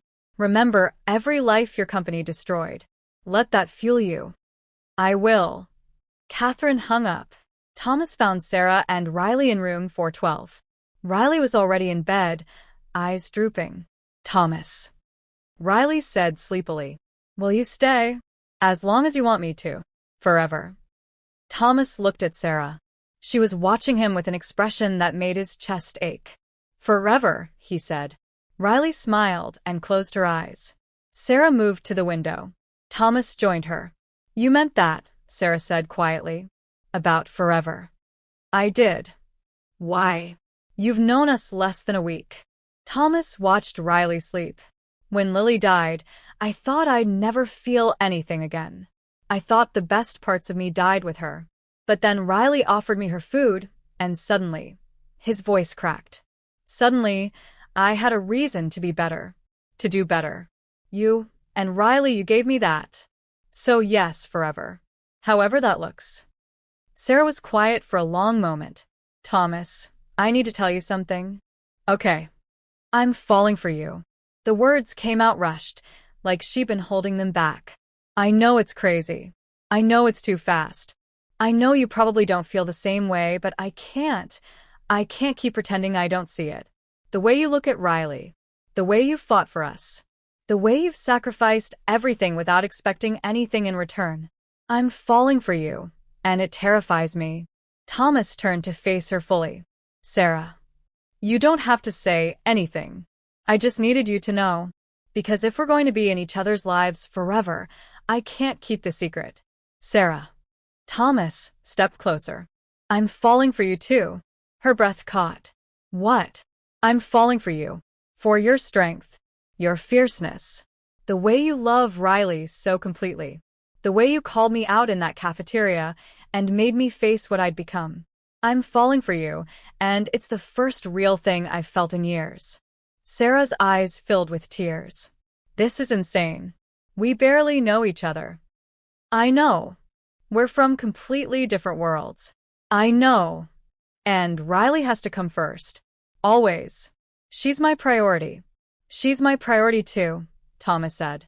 Sarah, I'm not asking for anything. I'm just telling you the truth. Whatever happens between us, Riley comes first. Always. Sarah studied his face, searching for doubt, for hesitation. She found none. Okay, she whispered. Okay. Okay. She smiled, small, tentative, beautiful. Let's see where this goes. Thomas smiled back. Then Riley's voice, drowsy but amused. Are you guys gonna kiss now? Because that's what people do in movies when they like each other. Sarah laughed, embarrassed. Riley, you're supposed to be sleeping. I was. But you guys are being loud. Riley yawned. So are you? Gain a quiche. Thomas looked at Sarah. Should we? She'll never let it go if we don't. Fair point. Thomas leaned in slowly, giving Sarah every chance to pull away. She didn't. Their lips met, soft, tentative, full of promise and fear and hope. When they pulled apart, Riley was clapping weakly from her bed. Finally, she said. I've been waiting forever. Sarah laughed through her tears. You're impossible. But you love me. More than anything. Thomas watched them. This makeshift family he'd stumbled into. This beautiful, broken, perfect family. He'd lost his company, His fortune. his old life. But he'd found something worth more than all of it combined. Purpose. Connection. Love. His phone buzzed. Message from James Carter, the attorney. Testimony scheduled for Monday. 9 Uhr morgens. Federal courthouse. Be ready. This will change everything. Thomas read the message. Felt no fear. Only determination. Sarah, he said. Next week, I'm testifying against my old company. It's going to get ugly. How ugly? Career ending. Reputation destroying. Possibly dangerous. Sarah moved closer. Took his hand. Then we face it together. You don't have to. Yes, I do. That's what families do. Right, Riley? Riley nodded from her bed. Right. We're a family now. Families stick together. Thomas looked at these two people who'd saved him without meaning to. Together, he said. And for the first time since Lily died, Thomas Shelby felt ready for whatever came next. Because he wasn't facing it alone. But the testimony would reveal secrets no one expected.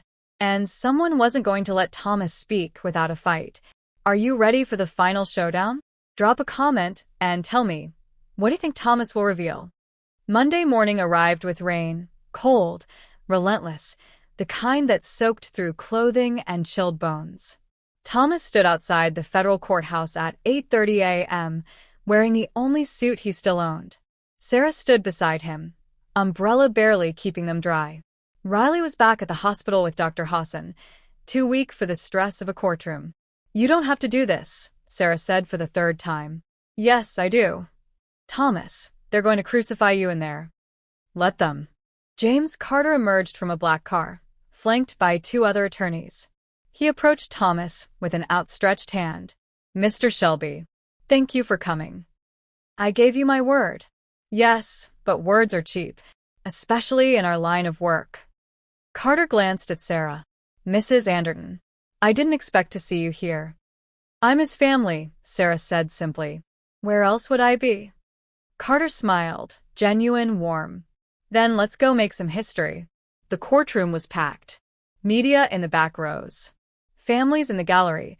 The parents of children who died in the drug trial. Thomas recognized some faces from the files Catherine had sent him. And there, in the front row on the defense side, sat Richard Liddell and the entire executive board of Shelby Pharmaceuticals.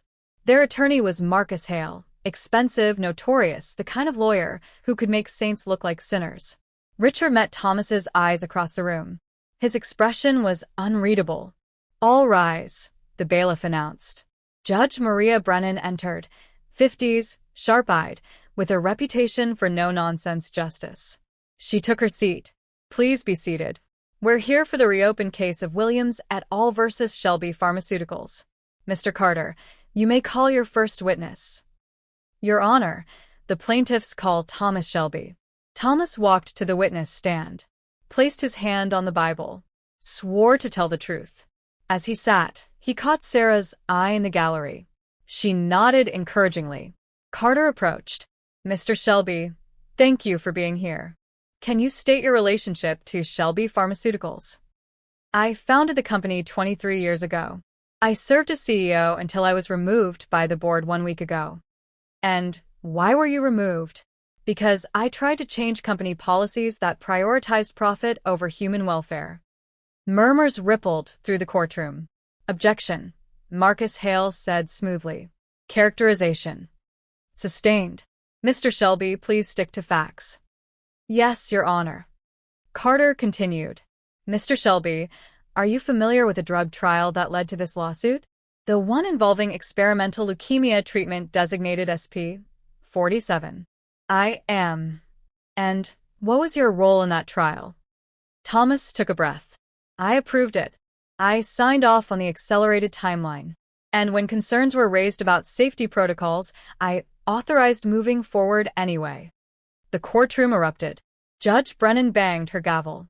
Order. Mr. Shelby, you're admitting to authorizing an unsafe drug trial? Yes, Your Honor. Your Honor, Marcus Hale stood. I must object. Mr. Shelby was removed from his position for erratic behavior. His testimony is clearly motivated by revenge against the company.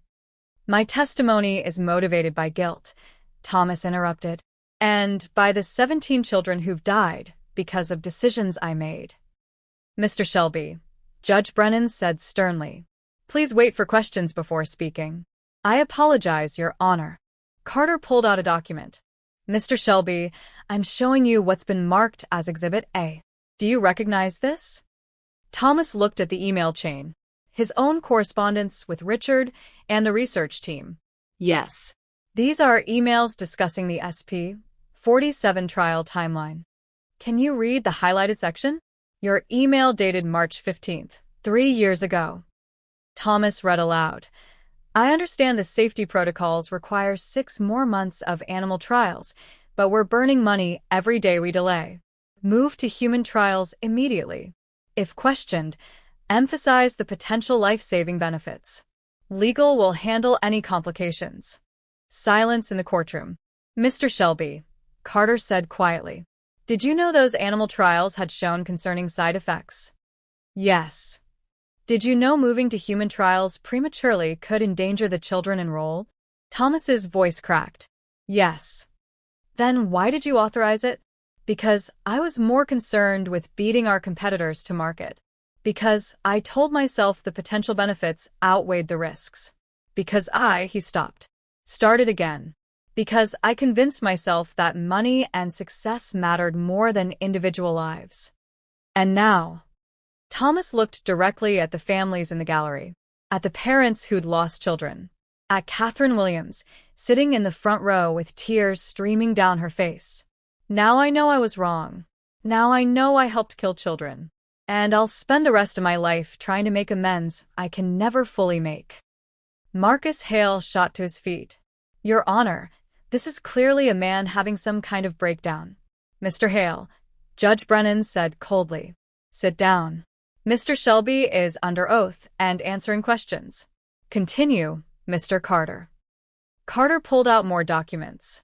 Mr. Shelby, during the trial, there were reports of adverse effects. Organ failure. Seizures. Extreme pain. Who decided to continue the trial despite these reports? The executive board. But I had final authority. I could have stopped it. I didn't. Why not? Because we'd already invested $80 million. Because stopping meant admitting failure. Because Thomas's voice broke completely. Because I was a coward who cared more about his reputation than children's lives. Sarah was crying in the gallery. So were many of the parents. Mr. Shelby, Carter said gently. How many children died in that trial? Officially, the report said 3. And unofficially? Thomas pulled papers from his jacket, documents Catherine had given him. 17. The company settled with 14 families confidentially, paid them to sign NDAs, buried the deaths as unrelated complications. The courtroom exploded. Judge Brennan's gavel couldn't restore order for a full minute. Your Honor, Marcus Hale shouted over the chaos. These documents haven't been authenticated. This is hearsay and slander. These documents came from your own company files. Carter shot back. They're authenticated by my investigators and ready for submission. Then we demand time to review. You've had 3 years, Judge Brennan said sharply. Mr. Hale, your client settled these cases to avoid discovery. Well, now we have discovery. Sit down. Marcus Hale sat, face red. Carter turned back to Thomas. Mr. Shelby, why are you testifying today? You could have stayed silent. Protected yourself. Thomas thought of Riley. Of her offering him food. Of Sarah's fierce love. Of Lily, who he couldn't save. Of Nathan, who he'd helped kill. Because a little girl with cancer taught me that being human means caring about people more than profit. Because I met a woman who's fought alone for years while I was paying her poverty wages. Because I have a daughter in heaven who deserved better than the father I was. And because 17 children died on my watch, and staying silent would kill 17 more. Thank you, Mr. Shelby. No further questions. Marcus Hale approached for cross-examination like a shark smelling blood. Mr. Shelby, isn't it true you were removed from your company for mental instability? I was removed for trying to raise workers' wages. Isn't it true you've been under extreme emotional stress since your daughter's death? Yes. But that doesn't make my testimony false. Isn't it true you signed a contract with Catherine Williams committing $500 million, funds you no longer have access to? Aren't you testifying today hoping to reduce that obligation? Thomas looked at Catherine. She watched him intently. No, he said. I'm testifying because it's the right thing to do. Catherine Williams has every right to hold me accountable. I don't want to escape that. Marcus changed tactics. Mr. Shelby, you claim 17 children died. But you were CEO of a major pharmaceutical company. Surely you didn't personally oversee every trial detail? No. But I set the culture. I made it clear that profits mattered most. Every decision my executives made reflected values I instilled. Their guilt is my guilt. So, you're falling on your sword to protect them? I'm telling the truth to expose them. Marcus pulled out his own document. Mr. Shelby, I'm showing you an email from Richard Liddell dated March 20th, 3 years ago. Can you read the highlighted portion? Thomas read. Thomas, are you sure about pushing forward? The safety data concerns me. Perhaps we should delay. And my response, your job is numbers, not ethics. Move forward. So Mr. Liddell actually tried to stop the trial, and you overruled him? Thomas paused, looked at Richard across the courtroom. Richard's face was carefully neutral. Yes, Thomas said slowly. But no further questions. Thomas stepped down, feeling like he'd just been dismantled. Had he just exonerated Richard and the board? Made himself the sole villain? Carter caught his eye, shook his head slightly. Trust me, his expression said. Your Honor, Carter announced. The plaintiffs call Richard Liddell. Richard stood, surprised, walked to the stand, took the oath. Mr. Liddell, Carter said, you sent that email expressing concern about the trial. Very noble. Can you tell the court what you did after Mr. Shelby overruled you? I followed his orders. Did you go to the board? No. Did you contact the FDA? No. Did you resign in protest? No. What did you do, Mr. Liddell? Richard's jaw tightened. I did my job. Which included what, specifically? Managing the financial aspects of the trial. Carter pulled out more documents, including arranging the confidential settlements with families whose children died. That was legal's department, but you approved the payments. You structured them. You even suggested the NDAs to prevent public disclosure. Isn't that correct? Richard said nothing. Mr. Liddell, I'm showing you Exhibit G. Your email to legal counsel, dated June 3rd, 3 years ago. Please read the highlighted section. Richard's voice was flat. Settle quickly and quietly. Can't have this becoming a PR disaster. Offer whatever it takes to keep them silent. Doesn't sound like someone concerned about ethics, does it? I was protecting the company. You were protecting profits. Just like Mr. Shelby said. The difference is he's admitting it. You're still lying. Objection. Marcus Hale shouted. Withdrawn. No further questions. Richard left the stand, face pale. He wouldn't meet Thomas's eyes. Carter called witness after witness. Researchers who'd raised concerns and been ignored. FDA officials who'd questioned the accelerated timeline. Parents who'd been paid to stay quiet about their children's deaths. Each testimony built a damning picture of systematic negligence driven by greed. Finally, Catherine Williams took the stand. Mrs. Williams, Carter said gently, tell us about Nathan. Catherine's voice trembled but held strong. Nathan was 7. He loved basketball. He wanted to be an astronaut. When he was diagnosed with leukemia, we were terrified but hopeful. The doctor said there was a new trial, cutting-edge treatment. It could save his life. And you enrolled him? Yes. We trusted the company, trusted the doctors. We believed they cared about saving children. What happened? 3 weeks into treatment, Nathan started having seizures. Then his organs began failing. They said it was unexpected, a rare complication. But I heard nurses whispering, saying other kids had the same symptoms, saying the company knew but kept the trial going. Catherine looked directly at Thomas. Nathan died in agony. And afterwards, a lawyer offered us money to sign papers saying we wouldn't talk about it. Said it would help other families. I took the money because I couldn't afford his funeral otherwise. And I've hated myself for it every day since. Mrs. Williams, do you blame Thomas Shelby for Nathan's death? Yes, she said without hesitation. But I also blame myself. I blame the system. I blame everyone who put profit over my grandson's life.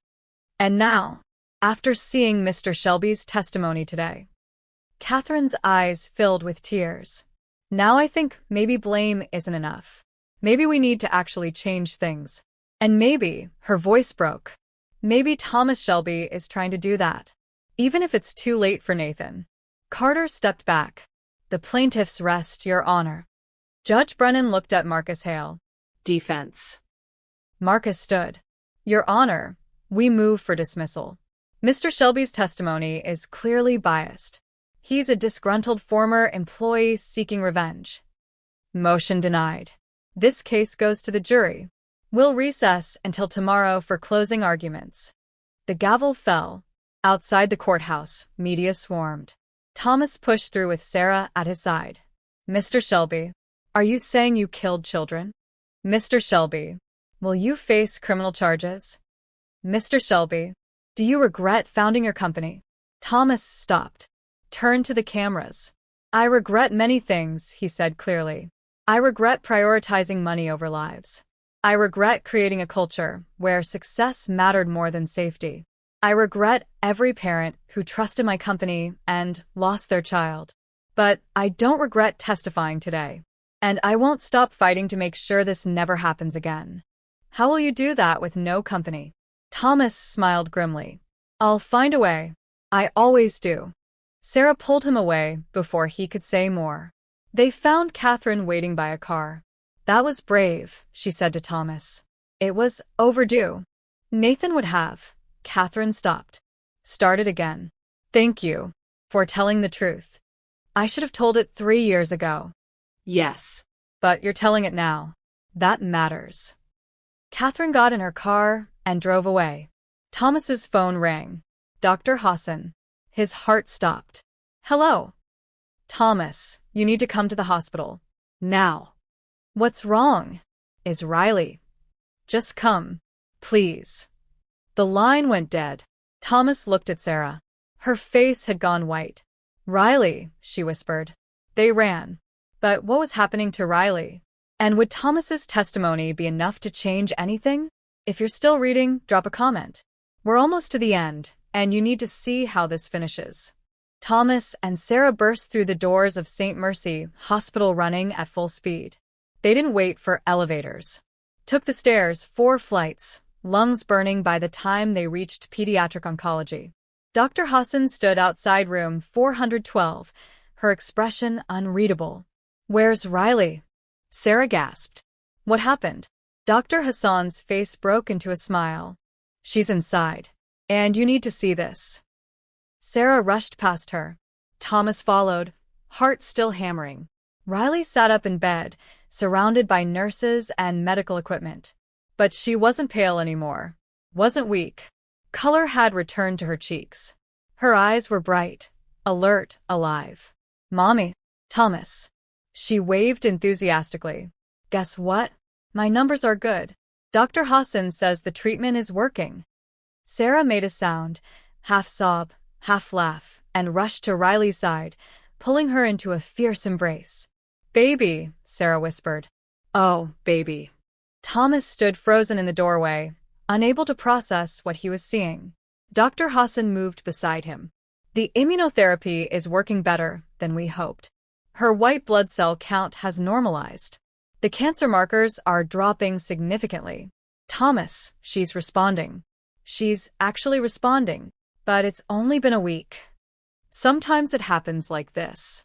Sometimes the body just fights back. Riley's strong. Stronger than we knew. Dr. Hassan smiled. I'm not saying she's cured. We have months of treatment ahead. But for the first time since she came here, I believe she's going to make it. Thomas's legs gave out. He caught himself against the doorframe. Riley looked over Sarah's shoulder at him. Thomas, why are you crying? This is happy news. I know, sweetheart, he managed. These are happy tears. Those exist. Yeah, they do. Riley wiggled out of Sarah's embrace and patted the bed. Come here. Both of you. We need a family hug. Sarah laughed through her tears and pulled Thomas forward. They crowded onto the small hospital bed, Sarah on one side, Thomas on the other, Riley in the middle. See? Riley said contentedly. This is what families do. They stick together when things are scary, and they celebrate when things are good. Thomas held this child who'd saved his life without meaning to. Held the woman who'd challenged him to be better. And for the first time since Lily died, Thomas felt something he thought he'd lost forever. Hope. 2 weeks later, the jury returned their verdict. Thomas sat in the gallery, no longer a witness, just a spectator. Sarah beside him. Riley was still in the hospital, but improving daily. Has the jury reached a verdict? Judge Brennan asked. We have, Your Honor. On the charge of gross negligence resulting in wrongful death, how do you find? We find the defendant, Shelby Pharmaceuticals, guilty. The courtroom erupted. Parents sobbed. Catherine Williams covered her face with her hands. On the charge of fraudulent concealment of trial data? Guilty. On the charge of willful endangerment of human subjects? Guilty. Judge Brennan banged her gavel. Order. The court finds Shelby Pharmaceuticals liable for all charges.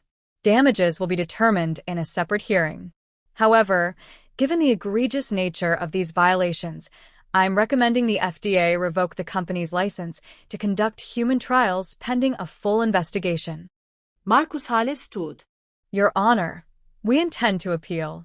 Appeal all you want, Counselor. But this company is done experimenting on children. Court adjourned. Outside, media swarmed again. This time, they wanted Catherine. Mrs. Williams, how do you feel about the verdict?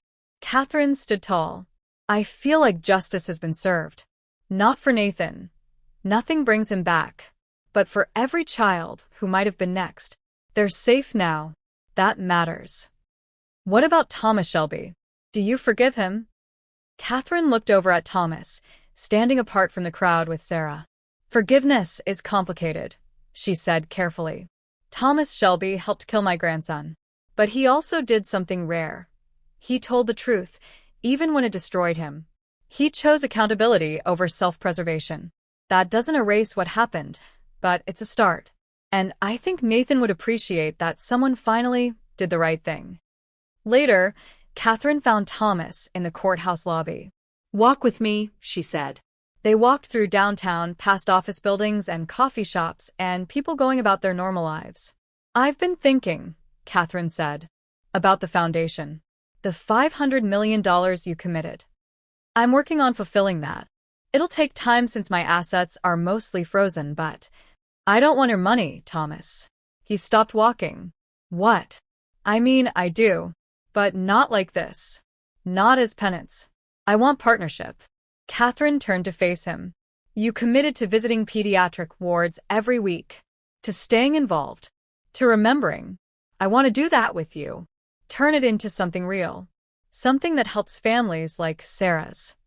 I don't understand. I'm wealthy, Thomas. My husband was a defense contractor. When he died, he left me more money than I could spend in 3 lifetimes. I was going to use it to destroy you. But watching you these past weeks, watching you lose everything and still choose to do right, I realized revenge is exhausting. Maybe helping is better. Catherine pulled out a folder. I propose we create the Nathan and Lily Foundation together. Your $500 million, my resources, our combined determination. We help families afford treatment. We advocate for fair wages. We make sure no parent has to choose between their child's life and their bills. And we do it in our children's names. Thomas stared at the folder. At this woman who had every reason to hate him, offering partnership instead. Why, he whispered. Because Nathan believed people could change. He was 7 years old and dying, and he still believed in second chances. Who am I to believe less? Catherine's eyes glistened. You can't bring him back, Thomas. But you can honor his memory by making sure his death meant something. Thomas took the folder. Opened it. Inside was a complete foundation structure, bylaws, mission statement, funding plans. And at the top, a photo. 2 children, Nathan and Lily, side by side, both smiling. How did you get Lily's photo? Internet. Public records. I've been investigating you for 3 years, remember? I know everything about you, Thomas Shelby. The good, the bad, and the potential for better. Catherine smiled sadly. So, what do you say? Partners? Thomas extended his hand. Partners. They shook. Now come on, Catherine said. We have work to do. Starting with visiting St. Mercy's pediatric ward. I understand there are 46 other children besides Riley who need help. You know about them? I told you. I know everything. And unlike you, unlike the old you, anyway, I've already started helping them. But I can't do it alone forever. So, let's build something that lasts. They walked back toward the hospital together. Two people bound by grief, working toward hope. 3 months later, Riley sat in a garden, St. Mercy's rooftop garden, built with donations from the Nathan and Lily Foundation. Real grass, real flowers. A small playground where children in remission could play. She was out of her wheelchair now. Walking. Still thin, still wearing her yellow scarf, but alive. Higher, she called to Thomas, who was pushing her on the swing set. Any higher, and you'll fly away, Thomas laughed. Maybe I want to fly. Sarah sat on a bench nearby, watching them with a smile. Beside her sat Kevin, cautiously rebuilding his relationship with his daughter. It was slow, awkward. But Riley had forgiven him with the same grace she showed everyone, and Sarah was learning to let him try again. Catherine Williams arrived carrying a box of pastries. Hope I'm not late. Perfect timing, Sarah said. We were just talking about the gala next month. Ah, yes. Our first official fundraiser. Are you nervous? Terrified, Sarah admitted. I'm a janitor. I don't know how to talk to rich people. You're not a janitor anymore. You're the director of family services for the Nathan and Lily Foundation. And you talk to rich people by reminding them that their money can save lives. That's a language even they understand. Sarah laughed. When did you get so cynical? When my grandson died because a company valued profit over his life. Catherine's voice was matter-of-fact. Not bitter. Just honest. But I'm learning to channel that anger productively. Turns out it makes excellent fuel for fundraising. Riley ran over, Thomas trailing behind. Miss Catherine, did you bring the good cookies? Always do, sweetheart. But first, Catherine knelt to Riley's level. I have something for you. She pulled out a photograph. Nathan, age 7, grinning at the camera while holding a basketball. This is my grandson. His name was Nathan. He had cancer like you, but he didn't make it. I wanted you to meet him in a way, to know whose name you carry. Riley studied the photo seriously. He looks nice. He was. He was brave and kind, and he believed people could be better than they were. Like Thomas, Riley said simply. Catherine smiled. Exactly like Thomas. Riley touched the photo gently. I'm sorry he died, Miss Catherine. That must make you really sad. It does. Every day. But you know what makes it a little better? What? Knowing that because Nathan died, we built this foundation. And because we built this foundation, hundreds of other kids like you are getting treatment they couldn't afford before. So Nathan's life mattered. It meant something. Riley considered this. Then she hugged Catherine fiercely. I'll remember him, Riley promised. I'll remember, he helped me, even though we never met. Catherine held this child, so much like Nathan, so full of light, and let herself cry. Sarah moved to her side, put an arm around her shoulders. Thomas watched these three, his makeshift family grown larger, stronger, bound not by blood but by choice and survival and love. His phone rang. James Carter. Thomas, have you seen the news?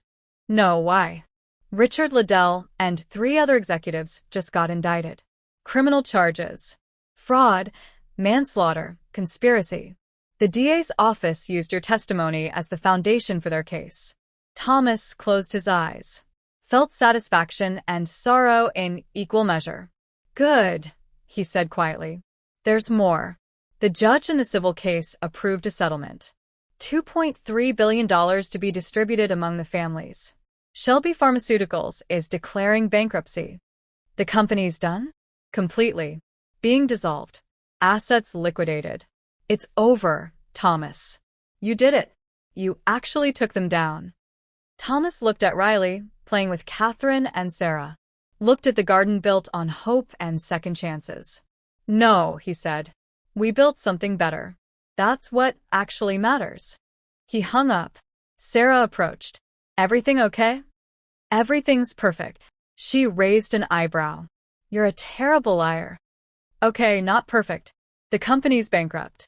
Richard's being indicted. My old life is completely destroyed. And how do you feel about that? Thomas looked around the garden. At the children playing. At the families laughing. At Riley, who was teaching Kevin how to properly throw a frisbee. Relieved, he said honestly. For the first time in decades, I'm exactly where I'm supposed to be. Sarah took his hand. Good. Because I have news too. What kind of news? The foundation board met yesterday. They want to expand. Open offices in 3 more cities. Help more families. But it means more work. More travel. More. Yes, Thomas said immediately. Sarah laughed. I haven't finished. Don't care.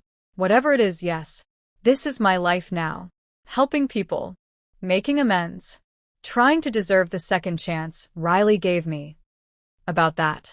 Sarah's voice softened. Riley's been asking questions. About us. About what we are. Thomas's heart jumped. What did you tell her? That I wasn't sure. That things between us are complicated. That we're still figuring it out. Sarah stepped closer.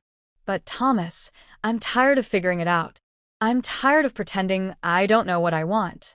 What do you want? You. Us. This. She gestured to the garden, to their life. I want us to be a real family. Not just people who care about each other, but an actual family. Is that crazy? Completely insane, Thomas said, smiling. But then again, everything about us is insane. Why stop now? So that's a yes? That's the biggest yes I've ever given. Sarah kissed him, right there in the garden, with Riley cheering in the background and Catherine applauding and Kevin looking uncomfortable but accepting. When they pulled apart, Thomas saw his whole world in Sarah's eyes. I love you, he said. Words he hadn't spoken to anyone since Lily died. I love you and Riley and this impossible life we're building. I love you too, Sarah whispered. Even though you're broke and unemployed and possibly the worst businessman ever. Hey, I built a billion-dollar company. Through human suffering and exploitation. Fair point. They laughed together. Riley ran over. Are you guys getting married? Because if you are, I want to be the flower girl. And I want a purple dress. And there should be chocolate cake. Riley, I heard you say you love each other. That means marriage. That's how it works. Riley looked at Thomas seriously. You do want to marry my mom, right? Thomas looked at Sarah. At this woman who'd challenged him, changed him, saved him. More than anything, he said. Sarah's eyes widened. Thomas. I know it's fast. I know we're still figuring things out. But Riley's right. When you love someone, really love them, you don't wait. You don't overthink. You just choose them. Every day. Forever. Thomas took Sarah's hands. So yeah, I want to marry you. Not today, not tomorrow, but whenever you're ready. Whenever you believe I'm the kind of man who deserves you. Sarah was crying now. Happy tears. You're already that man, Thomas. You became him the moment you signed away your company to help people you'd never met. So, is that a yes? That's a yes. Riley screamed, actual screaming, and jumped up and down. We're going to be a real family. With a wedding and everything. Catherine appeared with tissues. I'm so happy for you all. Truly. Kevin approached awkwardly. Congratulations, Sarah. I'm glad you found someone good. Sarah looked at Kevin, the man who'd left, who was slowly earning his way back. Thank you, she said. And Kevin? Riley needs her father. Not just visits. Real involvement. Can you do that? Kevin looked at his daughter, who was now explaining to Thomas exactly what kind of wedding cake was acceptable. I can try, he said. I'm not good at this, but I'll keep trying. That's all we ask. 6 months later, on a spring day warm with promise, Thomas and Sarah got married in St. Mercy's rooftop garden. Riley was the flower girl, wearing a purple dress and her yellow scarf, which she said was her good luck charm and would bring fortune to the marriage. Catherine gave Sarah away, having become a mother figure over the months of working together. Kevin sat in the 3rd row, beside his new wife, learning to be present in his daughter's life without demanding control of it. Dr. Hassan officiated. She'd gotten ordained online specifically for this wedding, which made Riley laugh until she cried. And when Thomas kissed his bride, with Riley cheering and the garden full of families they'd helped, he thought of Lily. I hope you're proud of who I became, he thought. I hope you see that your death wasn't meaningless. That it led me here, to this life, to this family, to this purpose. And somehow, in the warmth of the sun and the sound of Riley's laughter, Thomas felt Lily's presence. Felt her approval. She would have loved Riley. She would have loved Sarah. She would have loved the man Thomas had become. 1 year later, the Nathan and Lily Foundation had expanded to 7 cities. They'd helped over 3,000 families afford treatment. They'd lobbied successfully for healthcare reform. They'd raised minimum wage standards at 12 hospital networks. Riley was in remission, officially, completely. Her hair was growing back, dark curls just like her mother's. She'd started 2nd grade, joined the school's art club, lived the normal life of a normal child, which was anything but normal. It was miraculous. Thomas stood in his small apartment. He and Sarah had decided not to move somewhere bigger, preferring to save their money for the foundation. Riley had her own room here now, decorated with drawings and glow-in-the-dark stars and a photo of Nathan and Lily on the nightstand. His phone rang. A number he recognized now. Ipatife Anshuarat. Patricia, the woman from the hospital break room who'd challenged him a year ago, was now the foundation's director of worker advocacy. Thomas, we have a situation. Family in Phoenix. Father works at one of the hospitals. Daughter has lymphoma. They can't afford treatment. Send me the details. We'll cover it. Already done. But Thomas, there's something else.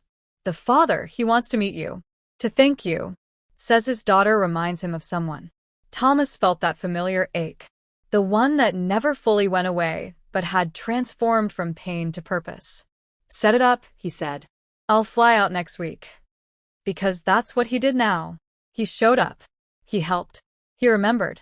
He was, finally, the helper Riley always believed he could be. Sarah came home from work. She'd been at a conference, speaking about family support systems. Riley bounced in behind her. Thomas, guess what? I got an A on my science project. That's amazing, sweetheart. What was it about? How kindness changes people's brains. I used you as my example. Thomas laughed. I'm your science project? The teacher said it was the best project ever. She wants me to present it at the school assembly. Riley beamed. I told everyone about how you were sad and crying, and I gave you my food, and then you became a good person who helps kids like me. Riley, Sarah said, trying not to laugh. That's a little simplified. But it's true. Riley insisted. Right, Thomas? My food changed your life. Thomas picked Riley up, spinning her around. You know what? You're absolutely right.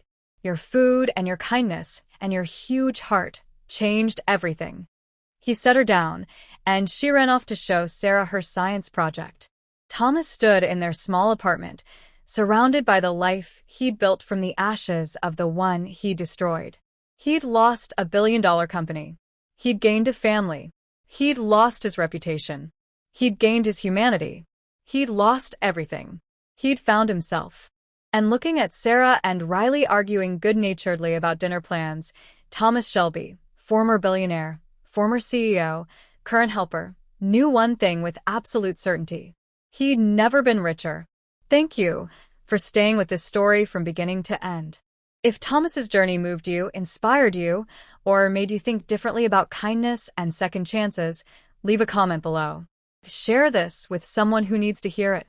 And remember, we're all one act of kindness away from changing a life. Sometimes the one we change is our own. Don't forget to subscribe for more stories that'll wreck you in the best way possible. Until next time, beautiful souls. Keep being helpers.